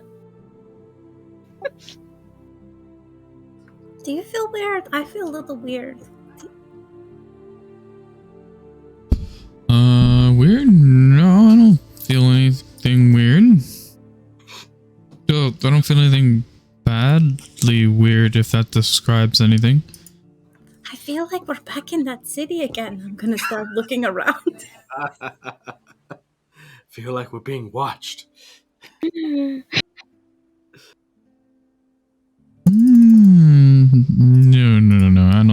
I don't think so. I think we're far past their view or vision or anything, whatever of that sort. I love when your passive perception will be high enough, unless Netherdion is hiding. I'm not hiding. You would be able to spot Nerdion. Although you notice that you begin to overlook her because she doesn't look exactly like what you remembered her. She's a lot cleaner. Her hair is very much nicer than it was, especially in the aftermath of the fight, and she's not wearing all of her gear. But you recognize Nerdion and realize that she is staring at you. I'll wave at her. I'll give a small wave back. One hand on the table, just hey. Yeah, I'll wave back. It's I'm not- Nana, and she looks different. See? And I'm pointing around at the round. I'll look at her. Oh, you're right. She does look different. I'll wave back. Because just a few people Wave her over. It's been a while of you guys just kind of staring across the tavern at each other and waving and sharing waves back and forth, so you get a few eyebrows. I mean, if Durand is waving me over, I'll head over. Do I You think I would notice shoot them you?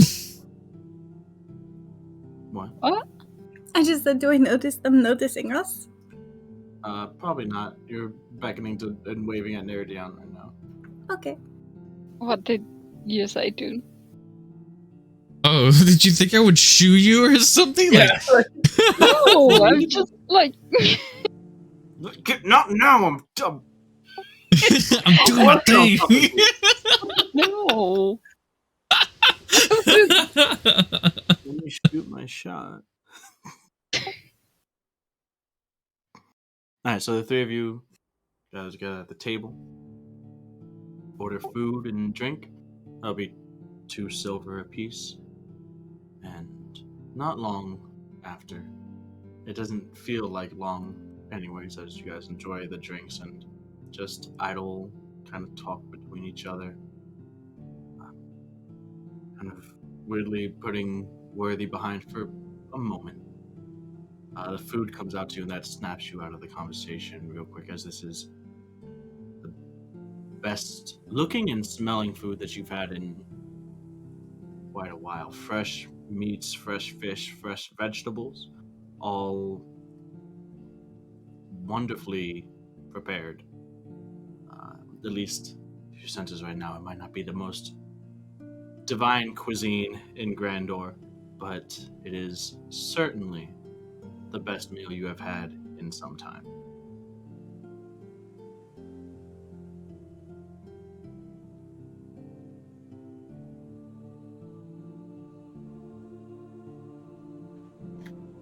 It's not my steak, though.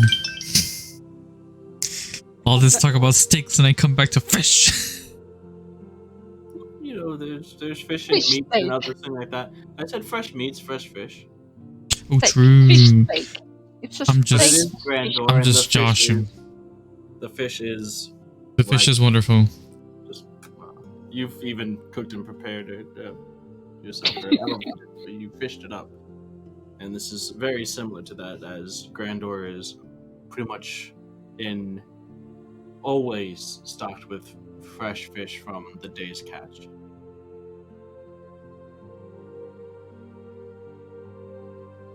I mean, I guess I would got to look around the table and... By the way, where's... You know who? Our friend? I'm not talking about Demetrius. Mm-hmm.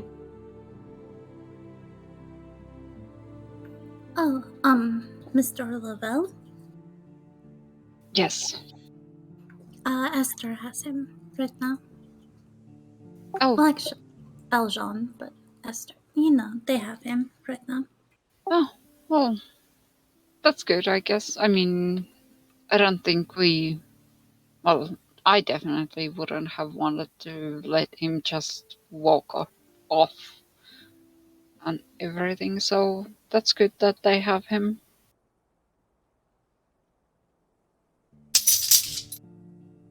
She was curious about how he would be, after whatever that guy did to him wears off.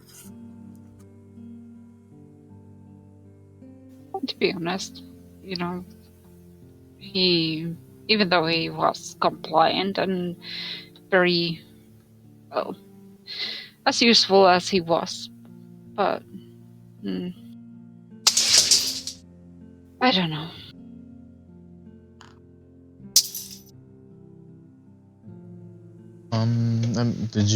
Were you intending on keeping him around? Definitely not. Alright. After we got the information that we managed to get, I wanted to just, I better not even say it. I'm sure he's going to be useful to Esther, even though he is not under the spell.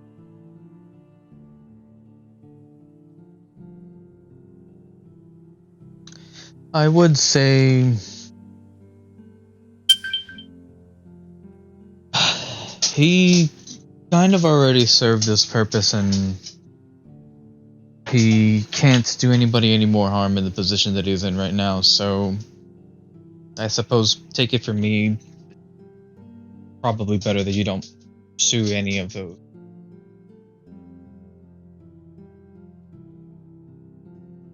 Well, I mean, like I kind of said already, it's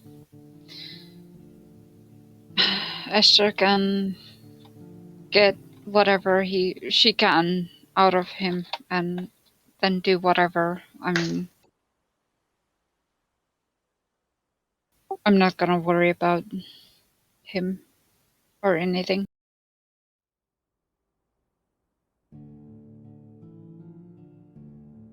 Elevorn is busy eating things. You can, I guess, just basically consider him dead. Yeah.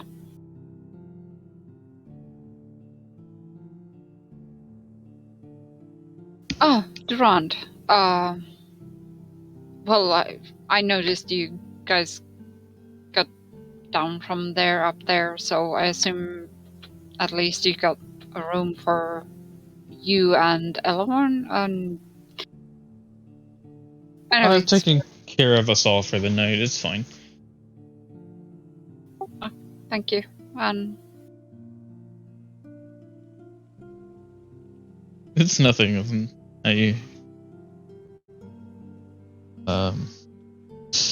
It's nothing. I mean, I suppose it's the least I could do for everyone.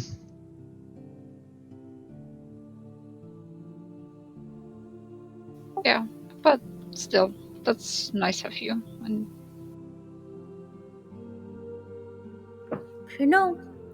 You guys should really talk about stuff a little. And then Elevorn's going to get up and put some coins on the table and excuse herself up to the room.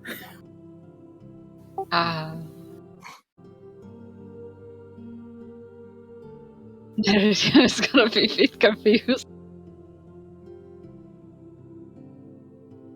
Like about what? So, Elevorn is gone, leaving in her wake an emptied plate of veggies, 5 copper pieces, and the top of an acorn.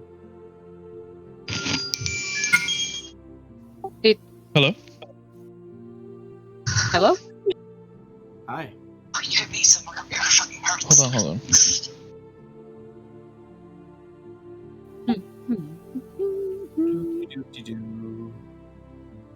Someone's calling to bail out Duran from a conversation with Neri.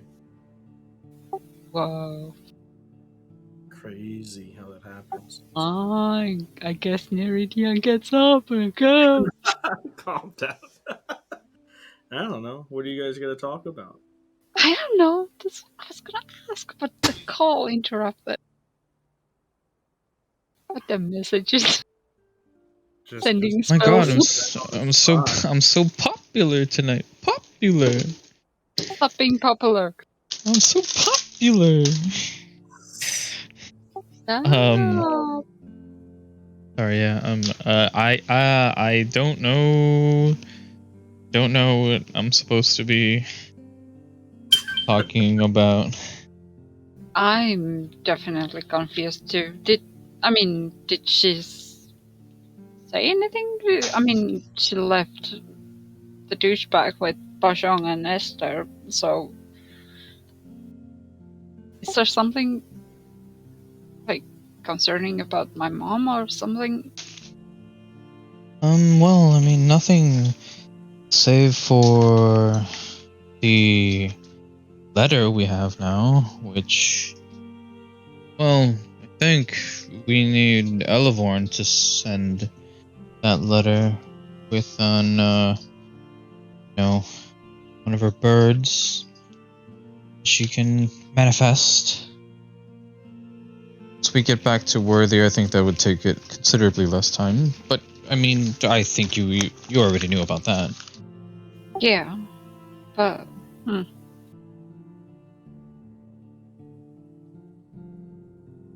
ah. Well, I guess this kind of got awkward.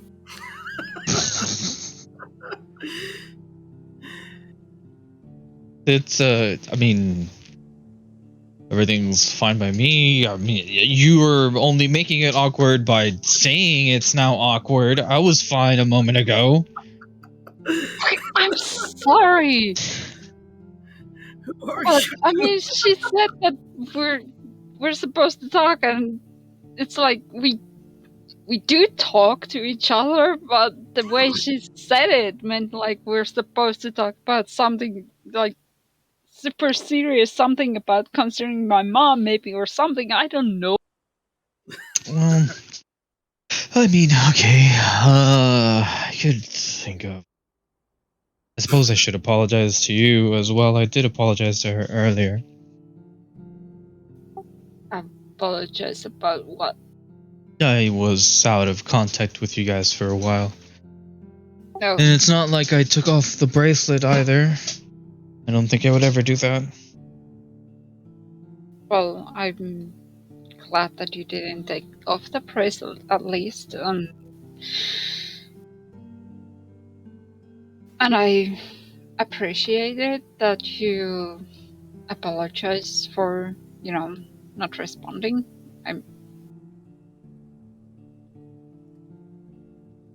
I guess, well, I guess I just needed a moment, but it was hard to say. I guess I can relate to that.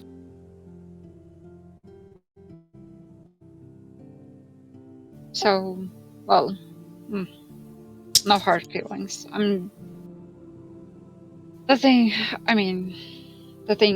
things went in Worthy, it was, in the end, I guess it was kind of a mess and everything, so. Just maybe next time try to remember to at least say something, at least a little bit, so we know that you aren't dead or something. Yes, right. I mean, I realize that now that, after Lavorne's presentation earlier with you over the bracelet, she is one to worry like that. I'll try to be more considered in the future, in case that's everyone's concern. Yeah. I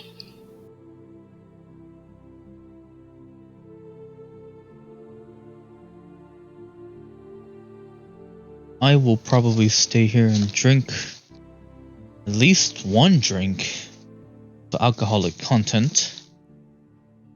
Okay. Oh my. Just one, maybe two. One or two. Durand will have as many beers as I'm going to have personally, which I have 3. What about Nedadian? The same. All right. So, after that riveting conversation, you guys order some more drinks, and the whole it wasn't awkward till you said it was awkward and all that, and then the conversation of stating pretty much just facts and just the, interesting interaction between Durand and Nedadian. Sitting silently and drinking together is, it is more comfortable. It's, you guys, the two of you, definitely value the other, appreciate the other's friendship, companionship, and through with the sips and with like the kind of casual glances and nods as you pick up the second and lightly clink the glasses together, and then third pints, that silent appreciation is conveyed. More than anything, your mutually awkward words. Good talk. When dealing with each other. It seems like it's just when dealing with each other. Good. You guys are both fine dealing with other people, but when you guys get together... What do you mean? I'm not fine with dealing with other people. What are you talking about? All this started because I'm not fine articulating with other people. It's easier because they aren't like constantly around you. So it's easier to deal with the other people. Right? Yeah. There you go. It's weird because they're always around me. They're So- strangers. I could walk into some place and act like a complete lunatic and, no one would bat an eyelash. Never see it again, who cares? Right. But you guys spend maybe another half hour, 45 minutes on these drinks, just kind of enjoying them and enjoying the calm that comes with the alcohol. You pay the tab, which total for everything comes out to, with the drinks and all the food, a gold for everybody. Okay. It's on me. No, it's not. Yes, it is. It's too late. I already deducted it. Too late. No, I already deducted it. No, I was first. So the two of you slam down a gold. Argue over who's paying. And then, kind of resigned, both of you just get up and leave the table, both of you leaving the gold behind. Sure. At least Nerly Okay. would leave it. Yeah. Alright. You guys head up to your respective rooms.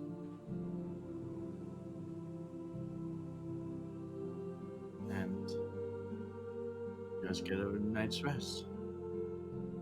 And then, in a relatively comfortable bed, Nedadian, you are the first one awake as you are getting your stuff ready, just as the light of the sun is beginning to crest over the horizon. You get your stuff, and without wanting to wake the others, you'll let them know later, you head back to the leatherworker rooms. But just after coming up where your armor is refurbished. It's nice any of the holes or pierces that were through it have been patched up. The scores have been kind of like buffed out and reinforced rather nicely as well. It's not exactly new, but it's obviously had some work done to it, and but it's functionally back to, if not better than it was before. I says, I'm sorry, with the time that I had, I wasn't able to make it spotless. You're gonna want to take this with you, and a small vial of some kind of like leather oil. That'll, if you sort of rub that in over the patches and the creases, it'll even out the color over time. I'll kind of like, yeah, look it over the armor and, well, given the amount of time I gave you, this is good. And like I said when last night, that anything that you could do to this is better than nothing. So this is an amazing job. Thank you. And you can tell he's a bit tired. I feel bad that you had to stay up though. It's not a problem. Just wouldn't be the first time. It's a living. It's my job. It's my job. I'll hand him 3 gold pieces. And this is the total you already paid for 2 before. I know, but, well, you did such a good job and you stayed up all night and everything, and I think this is worth it. Well, I do appreciate it. Even though I don't quite have the energy to fully express it, know that I do. Thank you again so much. Best of luck. Yeah. So, heading back as your rests end and you come to consciousness the next morning, you head down. You guys enjoy a bit of your breakfast before Demetrius and Baljan enter and find you. At this point, it is very early in the morning. It's probably just after sunup. But each of them are carrying travel packs and seem ready to go. They spot you almost instantly and head over to you. Baljan gives a clap on the shoulder to both Neredian and Durand as he walks over. How are you guys doing? It's been some time. Why didn't you come and see me last night? I'm terribly sorry. I had to get cleaned and get my armor fixed, and thankfully the leather worker over here was nice enough to make it a rush job. It's not a problem, just messing with you. Durand. How's John? Been a bit. It's been a moment. Not as long as we thought that we would have to wait to see you again. Whether or not we'd see you again was never a question, though, so... Yeah, I suppose you could say we made quick work of Worthy. Well... I must say that, must apologize for that. We had no idea of what we were sending you into. No. There's no need for an apology. It was a... I guess it was a bad joke. And they did seem to have it kind of very well hidden what they were doing there and who they were, well, what they were. So, yeah, don't blame yourself or anything. We have a lot of work to be done, and Esther is eager to get going. It's been quite a long night for all three of us and some of our contacts as well, but we have a long enough day in front of us as well, and you can see that both Valjean and Demetrius look a bit exhausted. Hopefully you guys can get some rest once we get over there and get things a bit started at least. Once, sure I'll find a minute or two to shut my eyes here and there, but yeah, just a long night of setting things in motion.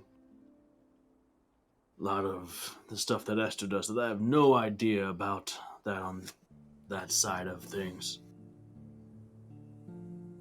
I don't know how she keeps so many names and faces, people in her head, so organized. Some people just have the brains for that. We all have things that we're good at. Sure, Esther can't throw a punch like you. Not quite. Close, but not quite.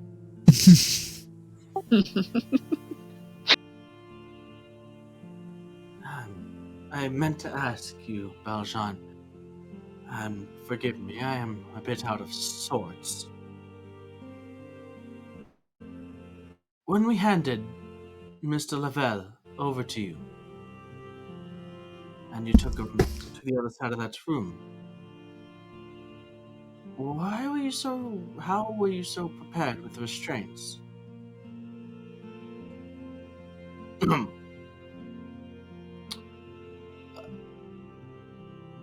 Esther's not far off. She should be. She's waiting. So if you're finished with your meal and ready to go,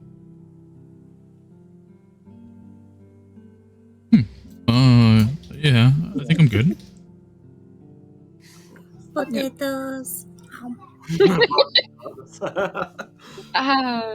we were able to gather some of the materials you had requested on that list of yours. Hopefully, the temple will be pleased with. What was it, Demetrius? I'm not the best with numbers.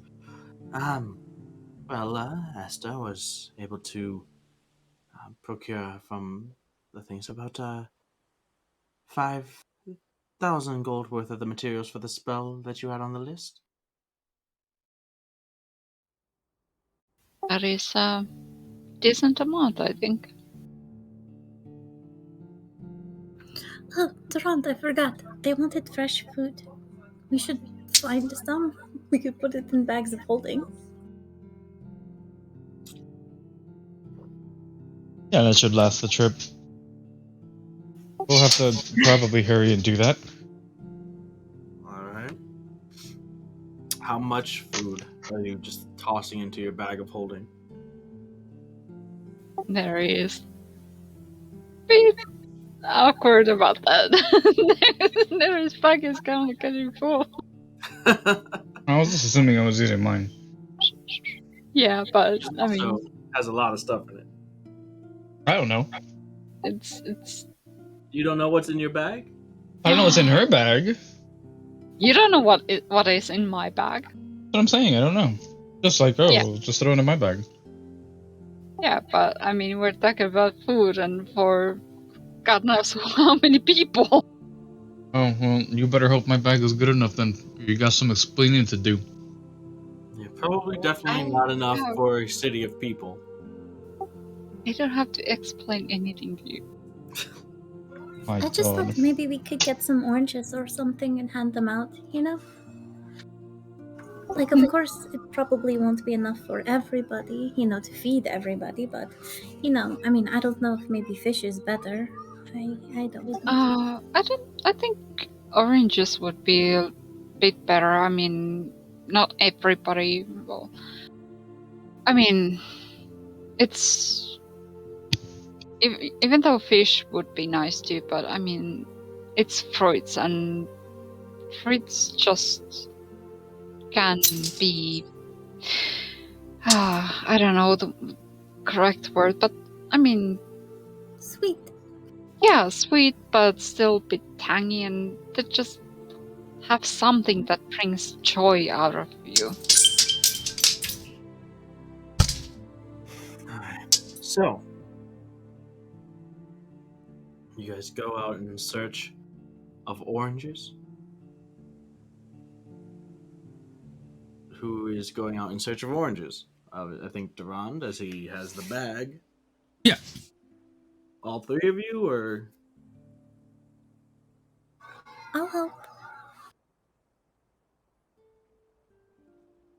I'm well, not when gonna you're go with ready, you. Split when you're the ready, party. then, meet us outside of the gates. Demetrius says, I believe there should be a tree that we can find there. Esther is in her street clothing and would rather not draw attention. I think we can use the same tree that we used to come over here, so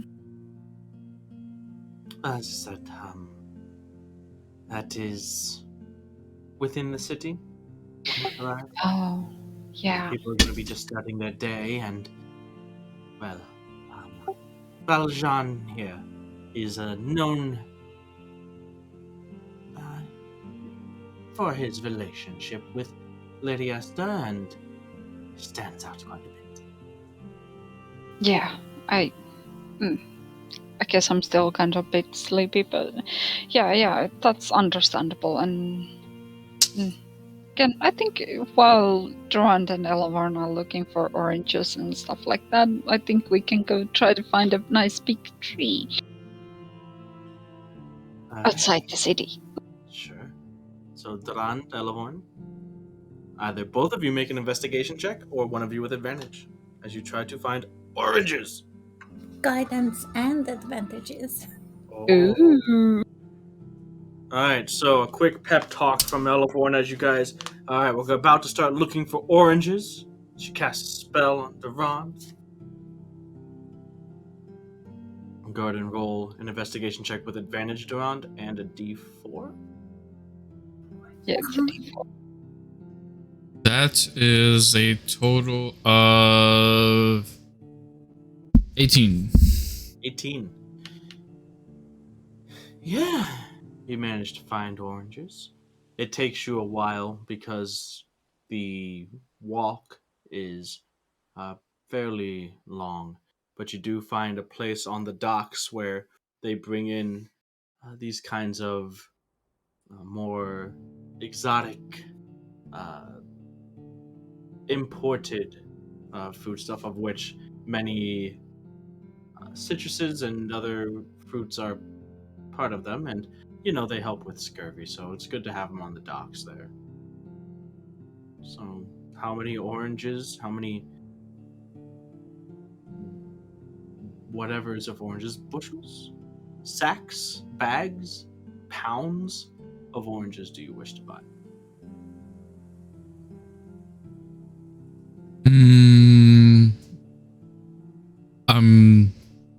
Alavorn holds open the bag of holding, and Duran lifts up a crate and starts dumping them in. That many. So, Duran, Elwin holds up the bag, and the person who's there, normally a crate itself goes for as you just dump the oranges and they tumble into this little bag and just. I think you might need a bigger. What the hell? Oh, no, don't worry about it. It's enough.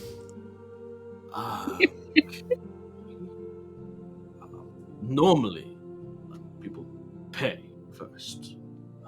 I'm sorry.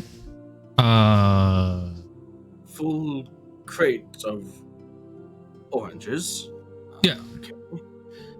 That would be 10 gold, please. Sure, you got that. Okay. As it was about, let's say, maybe around 15 to 20 pounds of oranges.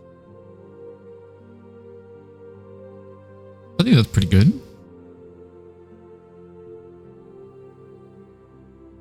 It is weird that it does not get heavier. I'm like bouncing the bag.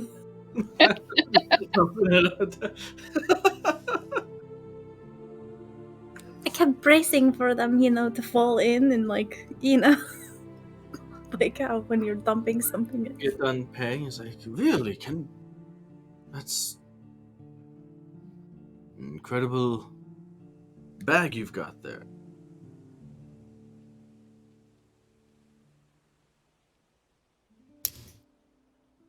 Yeah, it's helped a lot with collecting produce. I'm sure it has. May I have my crate back?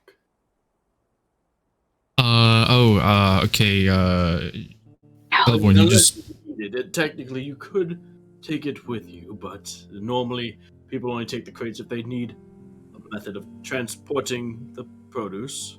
No, I don't need the crates. It's just, Celeborn, can you reach in, grab it? Did you throw the crate in? I don't think so. You were just sitting there like dumping oranges from the crate into it. I threw it in. Emptying the crate, emptying the oranges, and they just were dropping one by one into the I dropped the bag. crate in by mistake. Oh, whoops. So Elfborn puts down the bag and she's The like crate doesn't awkwardly fit in the pulling the bag. crate. The crate's too big. Has to be able to fit in the opening of the bag. That's enough. How big is a crate? How big is the bag? I don't know, pretty big, I think. It's not too big, the bag that is. Fine, I never put it in. For a 20-pound Take away my... crate of oranges. Take over my comedic thing. This is like... It's like we got caught, like children, like if we were stealing. And it's like, oops, I also took the fucking crate. The crate's like halfway, like less than halfway into the bag. It's not big enough to fit all the way in. It's enough in that it doesn't make sense for the space that it's showing. Perfect, I'll give him back his crate. Okay. Go. Thank you. Have a good day. I hope. So, Thank you for the oranges. As the two of you head out of Grandor, using the bracelet or your eyeballs, you meet up with Nedadion, Demetrius, Baljan, and Esther, who is wearing the sort of inconspicuous, less like gaudy dresses that she normally wears as she is in sort of her noble persona, but more dark colors like you had seen her, or darker colors with the cloak. Still dressed nicely with fine jewelry, much like you had seen her in the Blood Menagerie in Brushburn. And as well, there are a couple others that you don't recognize that she's speaking with. And as you approach, she's carrying on a casual conversation with the other two. Like, so I will be gone for some time, as we discussed. I'm not sure when I will be returning to Grandor, so the two of you know your responsibilities and duties. I will be in touch, and as soon as you can, send those preparations over to Worthy, please. The two of them nod, and you vaguely recognize them from the sort of gambling tavern thing that Esther runs in Grandor, where you had first spoken with her about the slavers and everything.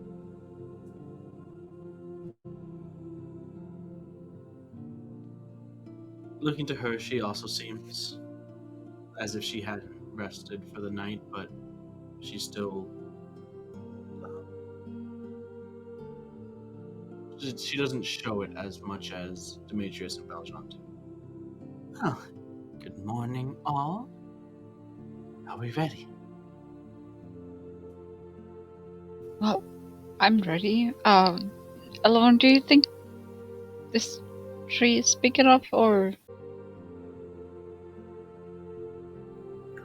Just like look at Valjean and Durand and I'm like,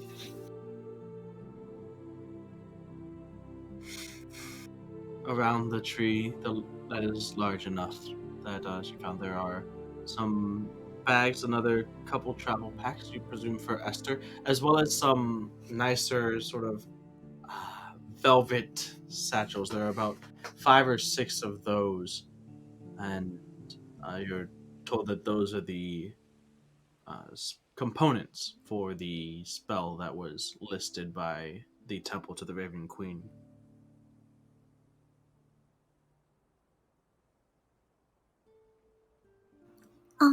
I can carry something, maybe. Yes, if you all wouldn't mind grabbing bag of the components, I can handle my items just fine. And Valjean takes 2. They're fairly light, and you can smell the herbs and incense from even outside of the closed bags. I'll take some too if there. I don't know how many there are completed, but I guess I'll take some. All right. So, you're all ready? Eleanor? Yeah. So I'll start to think about Worthy and picture the tree that we came through, thinking it's probably big enough, All right. and begin to cast transport via plants. Okay. So, Elevorn, I'd like you to make an intelligence check for me.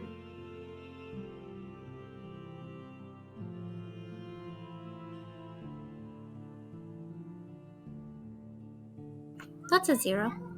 0. Oh! Yep, I rolled a 2, and I have a -2, so it's nothing. An absolute 0.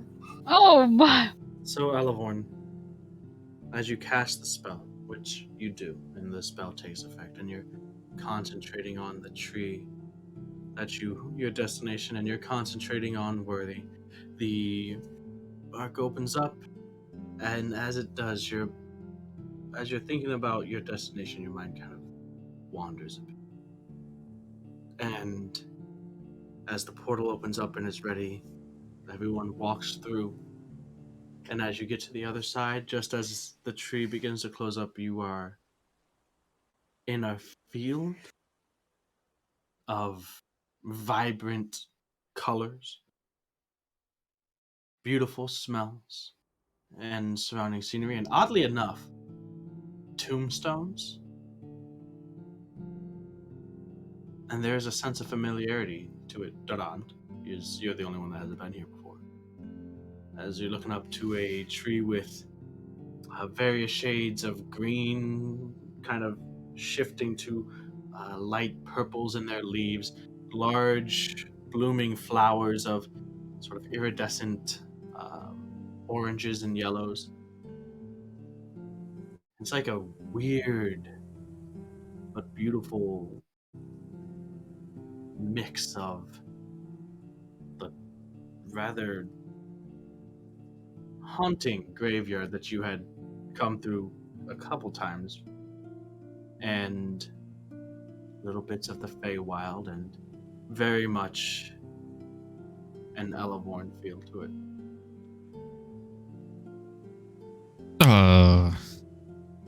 Where are we? Bizarro Land. Oh, this is the I wanted to show you thing. Oops. The Fey? You can take us to the Feywild? What? The 3 people that you have taken with you as well are, excuse me? No, it's the graveyard. Oh. Oh. But thought you Looking out mentioned. and see like landmarks of Worthy beyond the walls of the graveyard. Like the buildings that rise above it, you can see the manor in the far distance. This is worthy. Well, yeah, I mean, sort. Yes, it is what it is. I did it. I did a thing. Magics. You definitely did a thing. So I'm going around examining.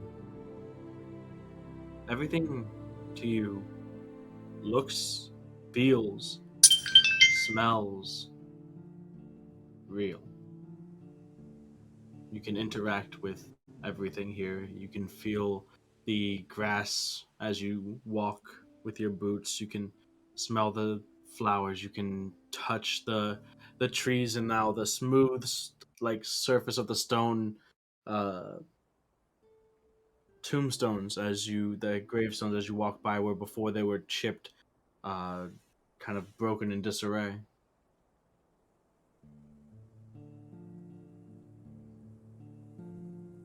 Hmm.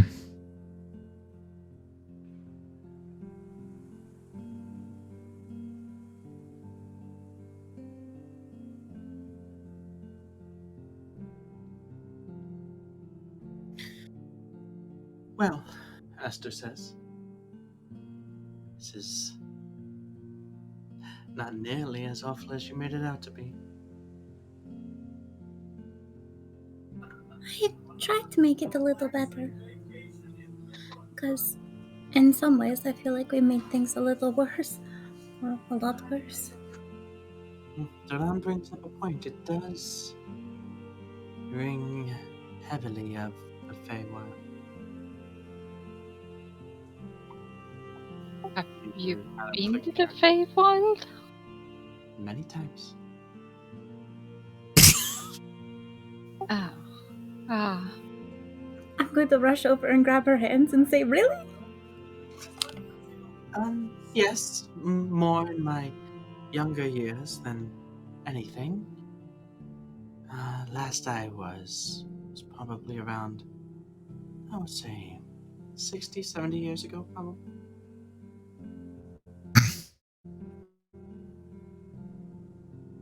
Going to look at her kind of confused and tilt my head from one side to the other side. Maybe like crouch down a little and look at her. What? What are you looking for? Signs of age. Yeah. No. Hello, this is Wrinkles. Elevor. Hello. I am Wrinkles and Elf. stuff. Oh. Elevor doesn't know how age works. Why do you look so confused? I would think you of any would understand. You look so young. So do you. What does that mean?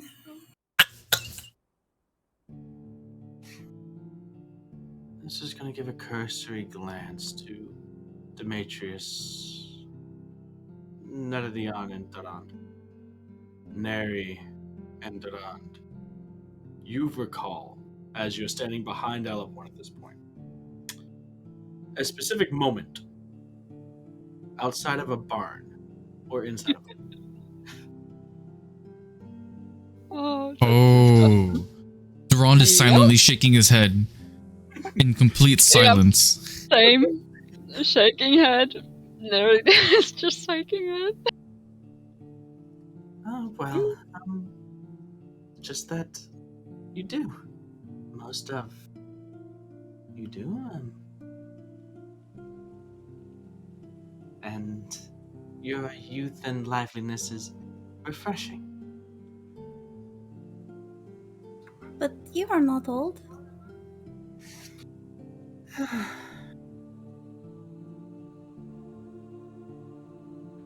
Magic. Magic can do this. It can certainly make one appear youthful.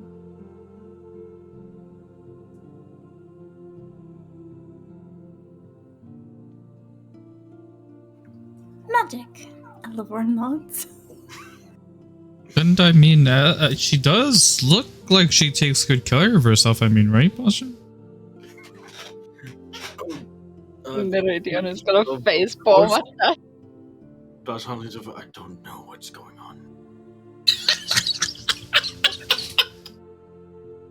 Something is going on? He was whispering to Dura. Oh, okay. Perception check.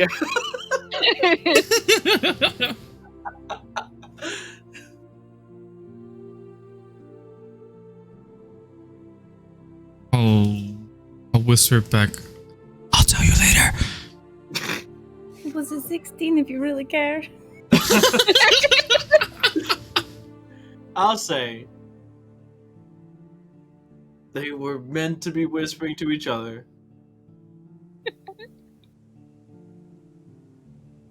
You did pick up that there was some whispering. You couldn't quite make it out because you were so interacting with Esther at the time.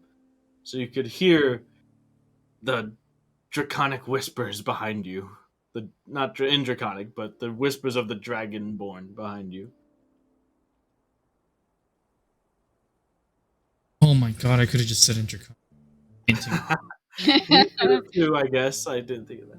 Alright. So, Esther kind of takes her hand and gently places over yours where you had grabbed hers and gives it a couple pats before just slowly taking her hands back. Okay. Sorry. I mean, I probably should not have done that, but I was so excited. It is alright saying that, well, the amount of creativity that you have put into all of this, the differences in each little detail is quite remarkable.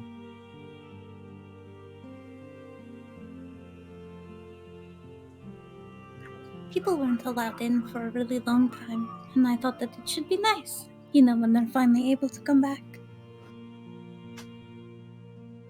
Esther gives a nod. Well, if you wouldn't mind, I would enjoy meeting these friends you have in the temple.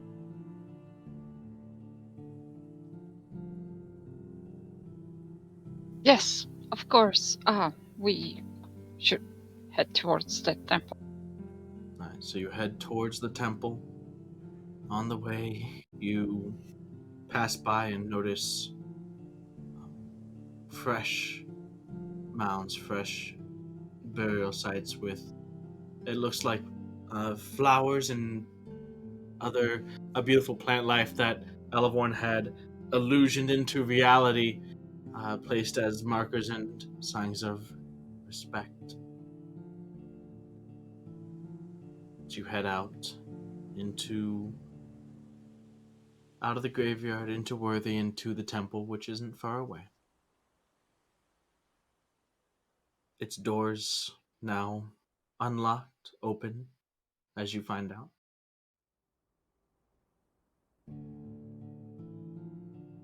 You enter.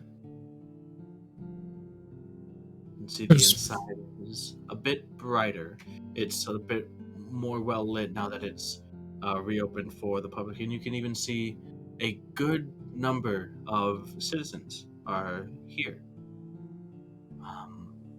It's mostly, it seems, there's no actual teaching or worship going on at the moment. It seems like you might have just missed that, as there are a lot of people kind of just reconnecting and talking and kind of seeking guidance and counsel from members of the temple, seeking reassurance or maybe help finding a path forward, like what's next.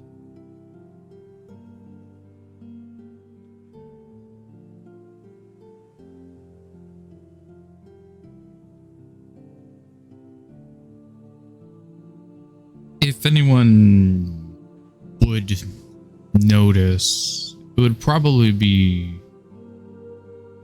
It would look visibly difficult, like, for Durand to come back in here, because he would remember the last time that he was here, where he kind of just dropped off and left.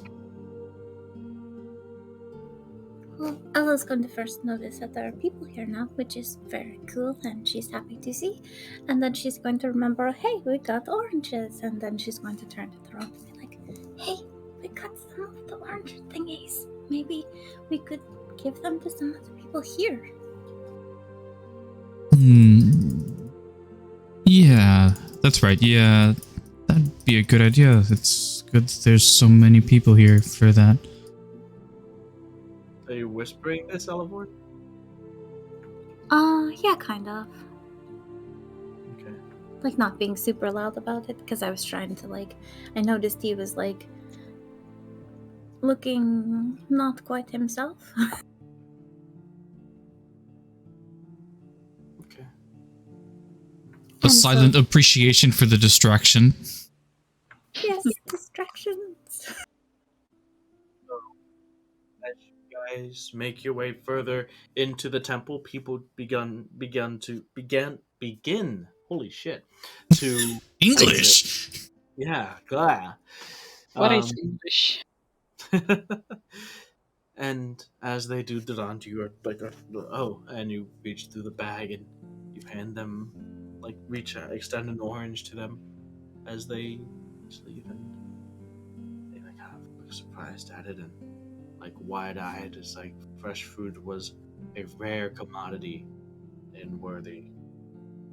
And they each leave holding like a little treasure, and ends up that you actually get a little bit of a line forming, as you can't dole them out fast enough as people begin to leave and even be drawn away by the sight of you handing out these tangy, delectable globes. So the rest of you continue on as Durand is handing out orders. Very grateful, thankful, smiling individuals.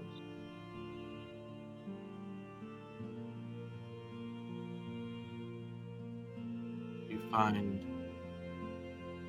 Gertrude Novenon, who's standing there near the altar. As you can see, others are coming up to give quick prayers or little offerings where they can. And she's just overseeing the goings on of the temple as you approach with your troop, which is she looks to you and recognizes Elevhorn Neredion instantly. And looks to just,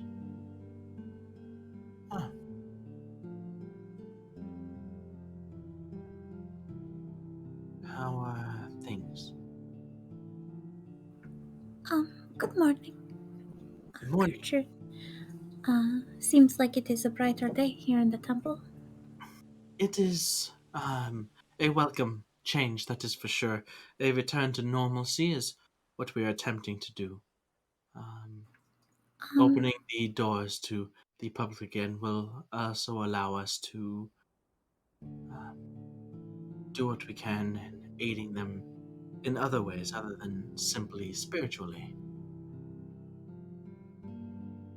That sounds really good. And have there been, too many? I hope there hasn't been too many incidents with the, you know what? Rumors are spreading. No physical confrontations.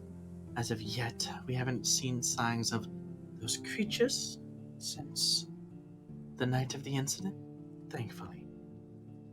Yeah. Rumors are spreading about the Sanviniques, however, as obviously, and she lowers her voice, they have not made their appearance.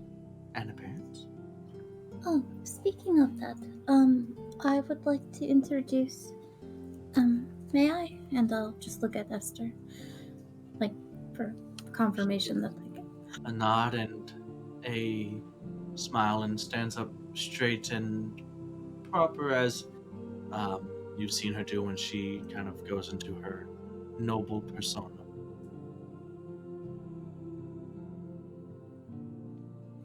This is Lady Talia. Yes. It is nice to meet you. She says, Gertrude Novanan. I'm the head priestess here. I apologize for my ignorance, lady, but I am not aware of the Talia house. There's a small chuckle from Esther. I can't imagine you would be. We are not a large house by any means. We hail from Grandor, primarily, overseeing the import of many goods and the customs of the area. However, we seem to have friends in common here. They informed me much of your alliance. You're working together to rid Worthy of its rather horrid problem. And I will extend my gratitude for that. It's very brave to stand up against an evil that needs standing up against, especially if it is one that is in a position of power. Gertrude kind of nods a little. Well, there is the power that I answer to is higher. Oh, of course. Now, our friends here, not sure if you're aware, but they have a means of transporting rather quickly. They came to Grandor last afternoon and informed me of the situation. I am not sure where the Empire is in establishing its next governor of Worthy, but if there's anything I can do to assist or ease tensions among the populace, I feel like I would lend a hand if I could. Gertrude nods. Of course. I'm sure that would be very helpful. If you wish, in this time we have tried to set up a means of communications with the people, trying to quell any unrest that may bubble up from their uncertainty and the rumors that are circling. I'm sure it would do well to put people's minds and hearts at ease to hear from a member of the Erlesian nobility, and so that they can feel safe and protected. Of course, if you could, I would be happy to. Just let me know when. And Gertrude kind of gives a respectful bow, and Esther nods and takes her leave with Valjean and Demetrius. Gertrude looks to the two of you. Tell me about her.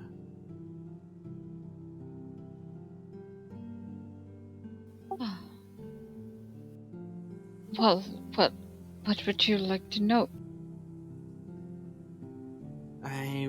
If right now, before any new governorship of Worthy is established, the people are looking to us, looking to the temple as a sort of intermediary authority. It is not a position we wished to have, but it is one that we have taken out of necessity. I would rather not endorse an individual who will not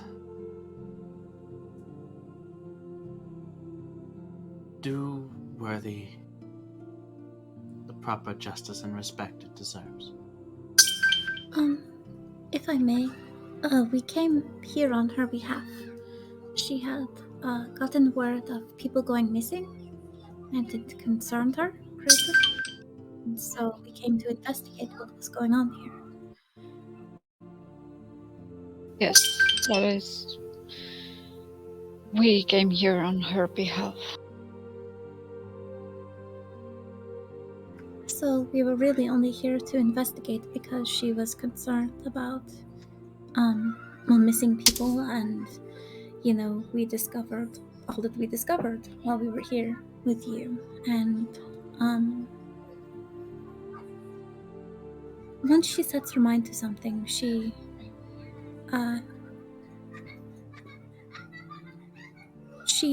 does what is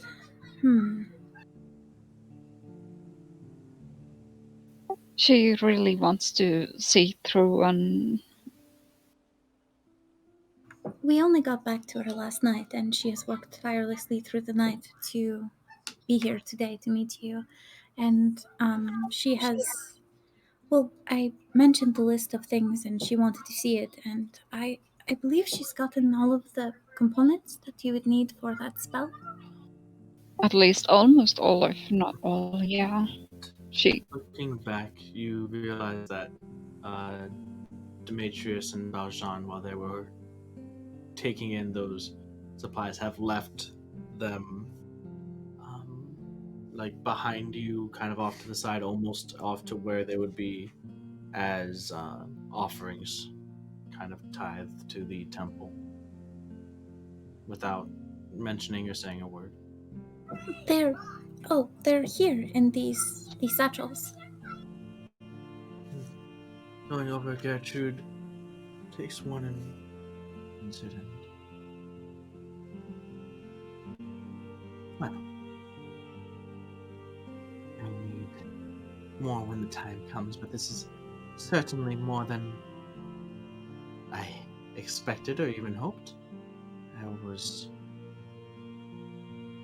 truthfully praying for even enough for one casting of the ritual. This will allow us to do much to stave off a return of those creatures. I believe, yes, we should at least be able to ward off the entrances to the city, so that if any of those creatures wish to come in, they'll have to get a little creative at the very least. Now, I do not personally doubt the ambitions of the Arlesian nobility. So when you say that she works tirelessly to work towards something, it is that something that concerns me. Certainly there was no lack of ambition with the San Veniques. I don't think that ambition is what I meant. I think it is just that she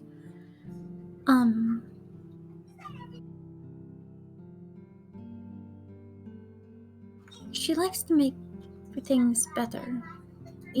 It's I don't know that it's all ambition. I mean, of course, probably everybody has a bit of ambition, but she was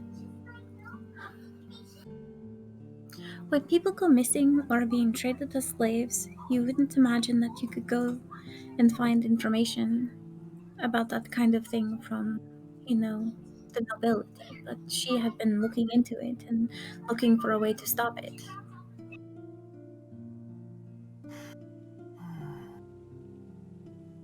I must say I'm not well versed in that area, but our short time together and through reflection and prayer,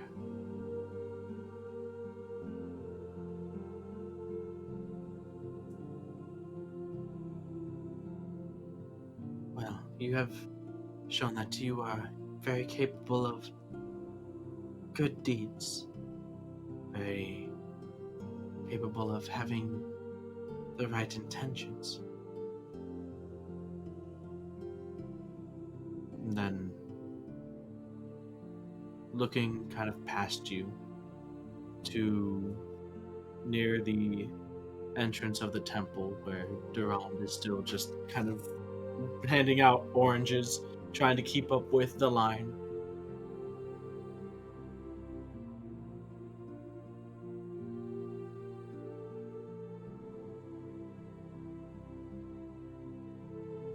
And she doesn't say anything, just looks for a while and then closes her eyes and nods, refocuses her gaze on the two of you.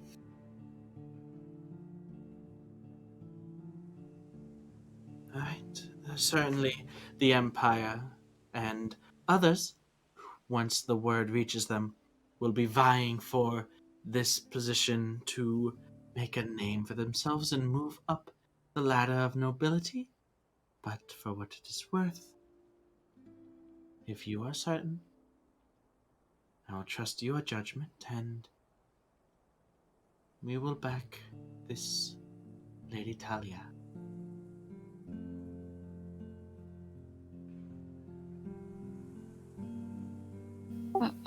Well, we appreciate that a lot. If you can find her again, inform her that we will set up her, spread the word that we have a member of the nobility speaking.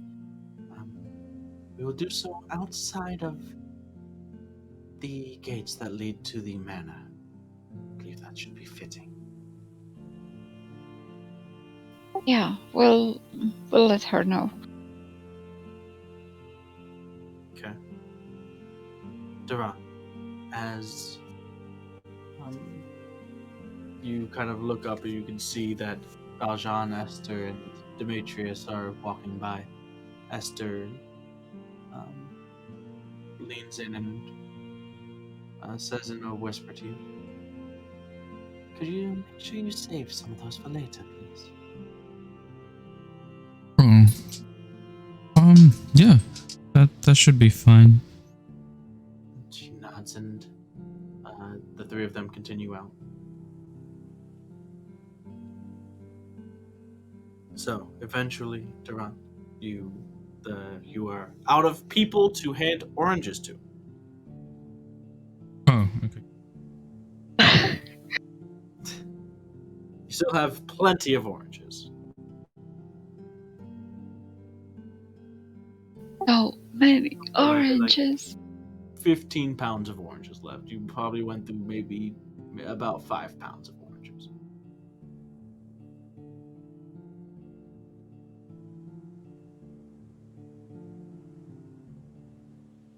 Are they like little clementine oranges? Nah, they're globy oranges. So you had like 10? Big No, Valencian oranges. I don't know how heavy a fucking orange is. Don't question me on semantics. I mean, Sure, they're tiny at their grape-sized oranges. They're happy. I'm Big not. mama jammas. Sure, I don't know, ranging in size. There's no standardized orange size yet. This is medieval times. You get what you get.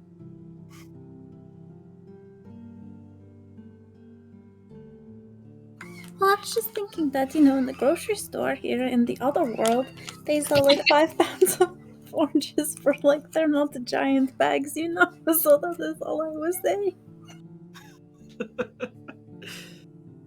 I mean, it would be quite a large bag for, just 2 or 3 people. I don't know if we. Well, I mean, I guess if all you ate was oranges, then. I digress. Okay. He has a lot of oranges left. He has Many oranges. Sure. So many oranges that he's gonna have nightmares about. I think I'll be fine. Alright, so what are you guys doing? We need to go and talk to Esther and let her know about the whole talk thing, whatever. Easy enough. So you meet up with her again, and she's kind of just surveying the area.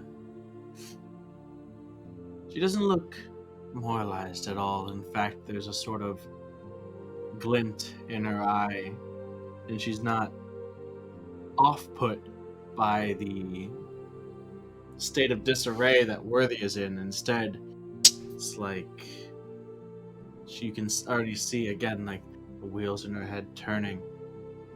The look of, oh, this will be a challenge, and I am ready for it. Oh, well, so soon then? I'll have to. I wasn't expecting to be put on the spot so early, but I suppose that is a good sign. Hopefully our gift was well received. Well, it seemed to be more than they expected, so yeah, it was definitely good. Excellent. I mean, even I am. Well, you have your ways and everything, but I am a bit surprised that you managed to get so much in such short notice. Well, let's just say I have people I know, some people that I am owed favors by, other members, high-ranking members of some of the Grandor guilds who have ran up a little bit of a debt playing cards.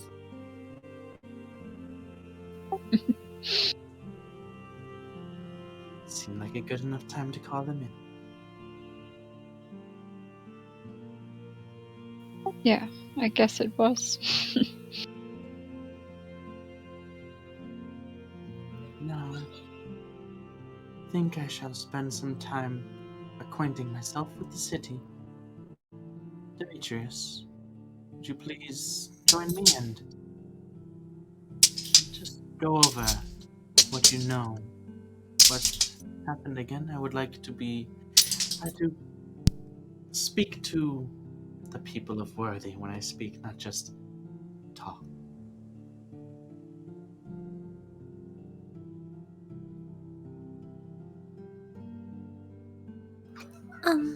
Did we? They want you to speak at the Symphonique Manor at the gates or whatever. But if you want anything done, I could maybe do something. If you're talking about like what you did in the graveyard, that is no doubt impressive and wonderful, but I feel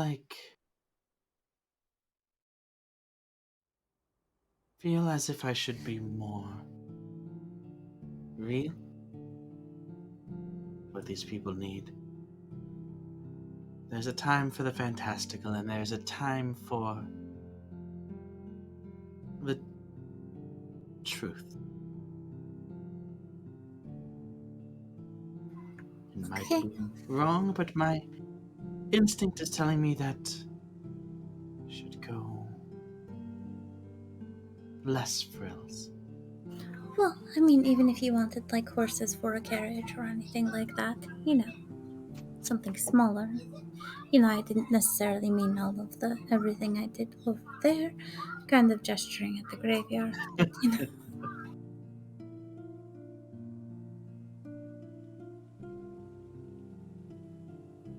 I'll think on it. And of course, it can't stop you if you wanted to do anything. Well, I don't want to.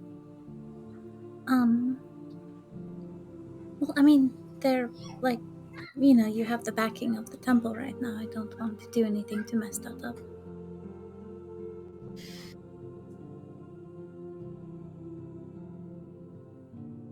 I will think on it.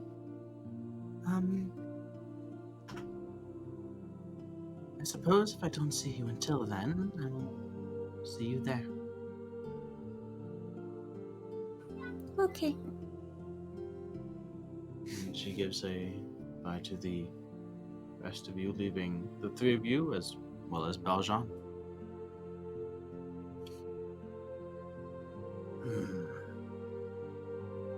Well,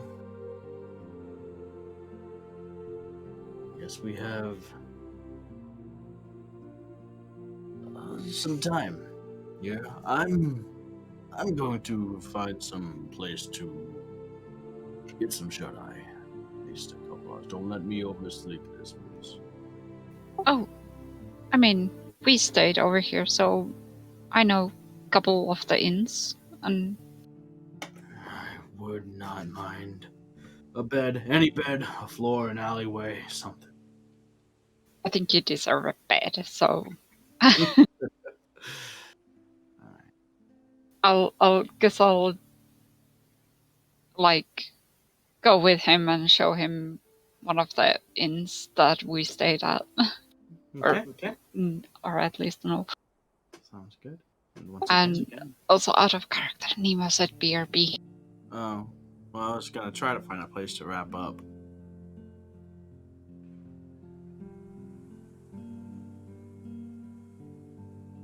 So I don't think I want to head into the speech now.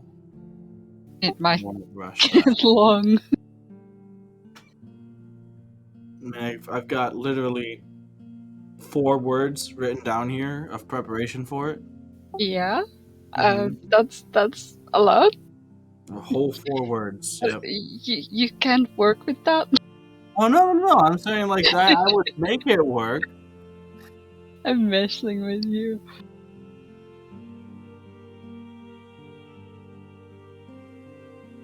I've also got a list of things and prices that we're not going to get to. Oh. Oh,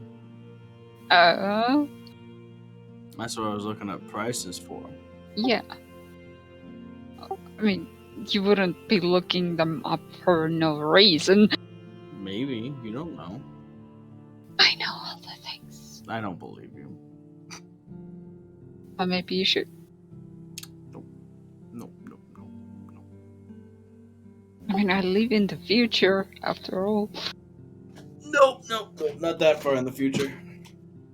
All right. It's plenty enough. Unless there's anything else. It's kind of an odd place to leave off, but unfortunately no dramatic cliffhangers this time. This is cliffhanger enough. Is it? Yeah. Oh my god, we're about to hear a speech. What a cliffhanger. Yeah. How many times has someone given a speech in our campaign and it have gone well? There hasn't been that many speeches in general. Well, kind of like long-winded speech / monologue type things. Like there was like the performance in Vasselholm Yeah. that ended well. Orvat liked to talk, but that didn't end well for him. I don't know if that counts. Which one? Gorbath, he liked to talk, kinda. Oh, of course you did. Yeah, but that didn't end well for him. No, it did not.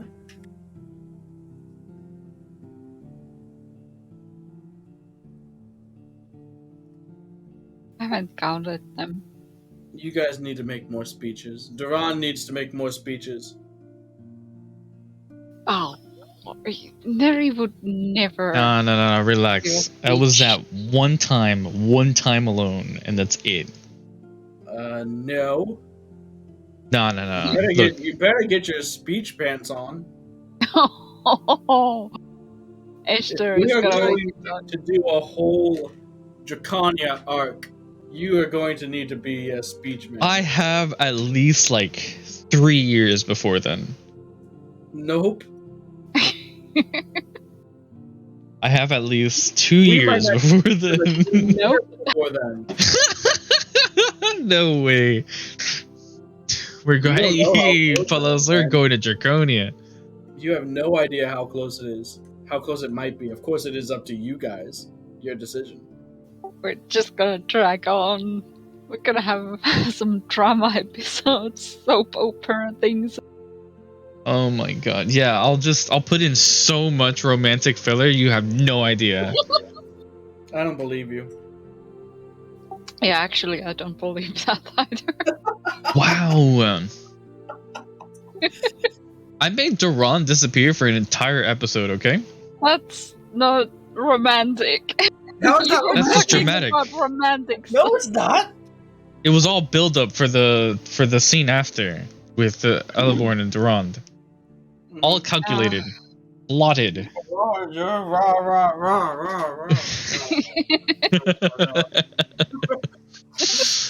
What is Duran and Belgium? Oh my god. I'm not white. This is blue. He's not blue enough. Blue. It's blue I'm now. sorry. I don't have all of the But- dragons. But Bajong is with Esther. He was the OG. He can fight me. Oh my god. Is What? fighting a sign of romantic affection? Oh, the dragons. Is that how Tiamat came to be? Yeah. They Yeah, just all mashup of all the dragons. They like Freaky Friday each other. Oh no. Oh Hold lord. Where's my other one? Where's your actual Tiamat? What? I don't have an actual Tiamat. Maybe you need to have one. Why would I have an actual Tiamat? Because it's Tiamat. Why would I have? Why? If I had Tiamat, I would intend to use Tiamat. So why would I have a Tiamat? Why don't you intend to use Tiamat? Yeah. Why should I intend to use Tiamat? I got this one. That's not Tiamat. That's No. Bahamut. It's Bahamut. Yeah. Here, man. What do you want, bro? Maybe What? Bahamut's the final boss. You don't know. Durant is the bad guy. Yeah, that's the twist. Y'all don't know Oh, no. everything about my backstory. Time. That was the greatest betrayal of them all. No, there's Oh, definitely that giant golden owl back there. That is the big bad guy at the end. The what? The giant Giant. golden owl behind you. Oh, no, That it's is not definitely the bad guy at the end. the giant. I- pumpkins. I totally thought it was the blue pumpkin over there. That's Yeah, gonna be a bit bad. certainly the blue pumpkin. Yes. Okay, I think we're done. If you haven't stopped streaming yet. What? Oh, I like getting these little last bits at the end, but I can just put the ending now. Yeah.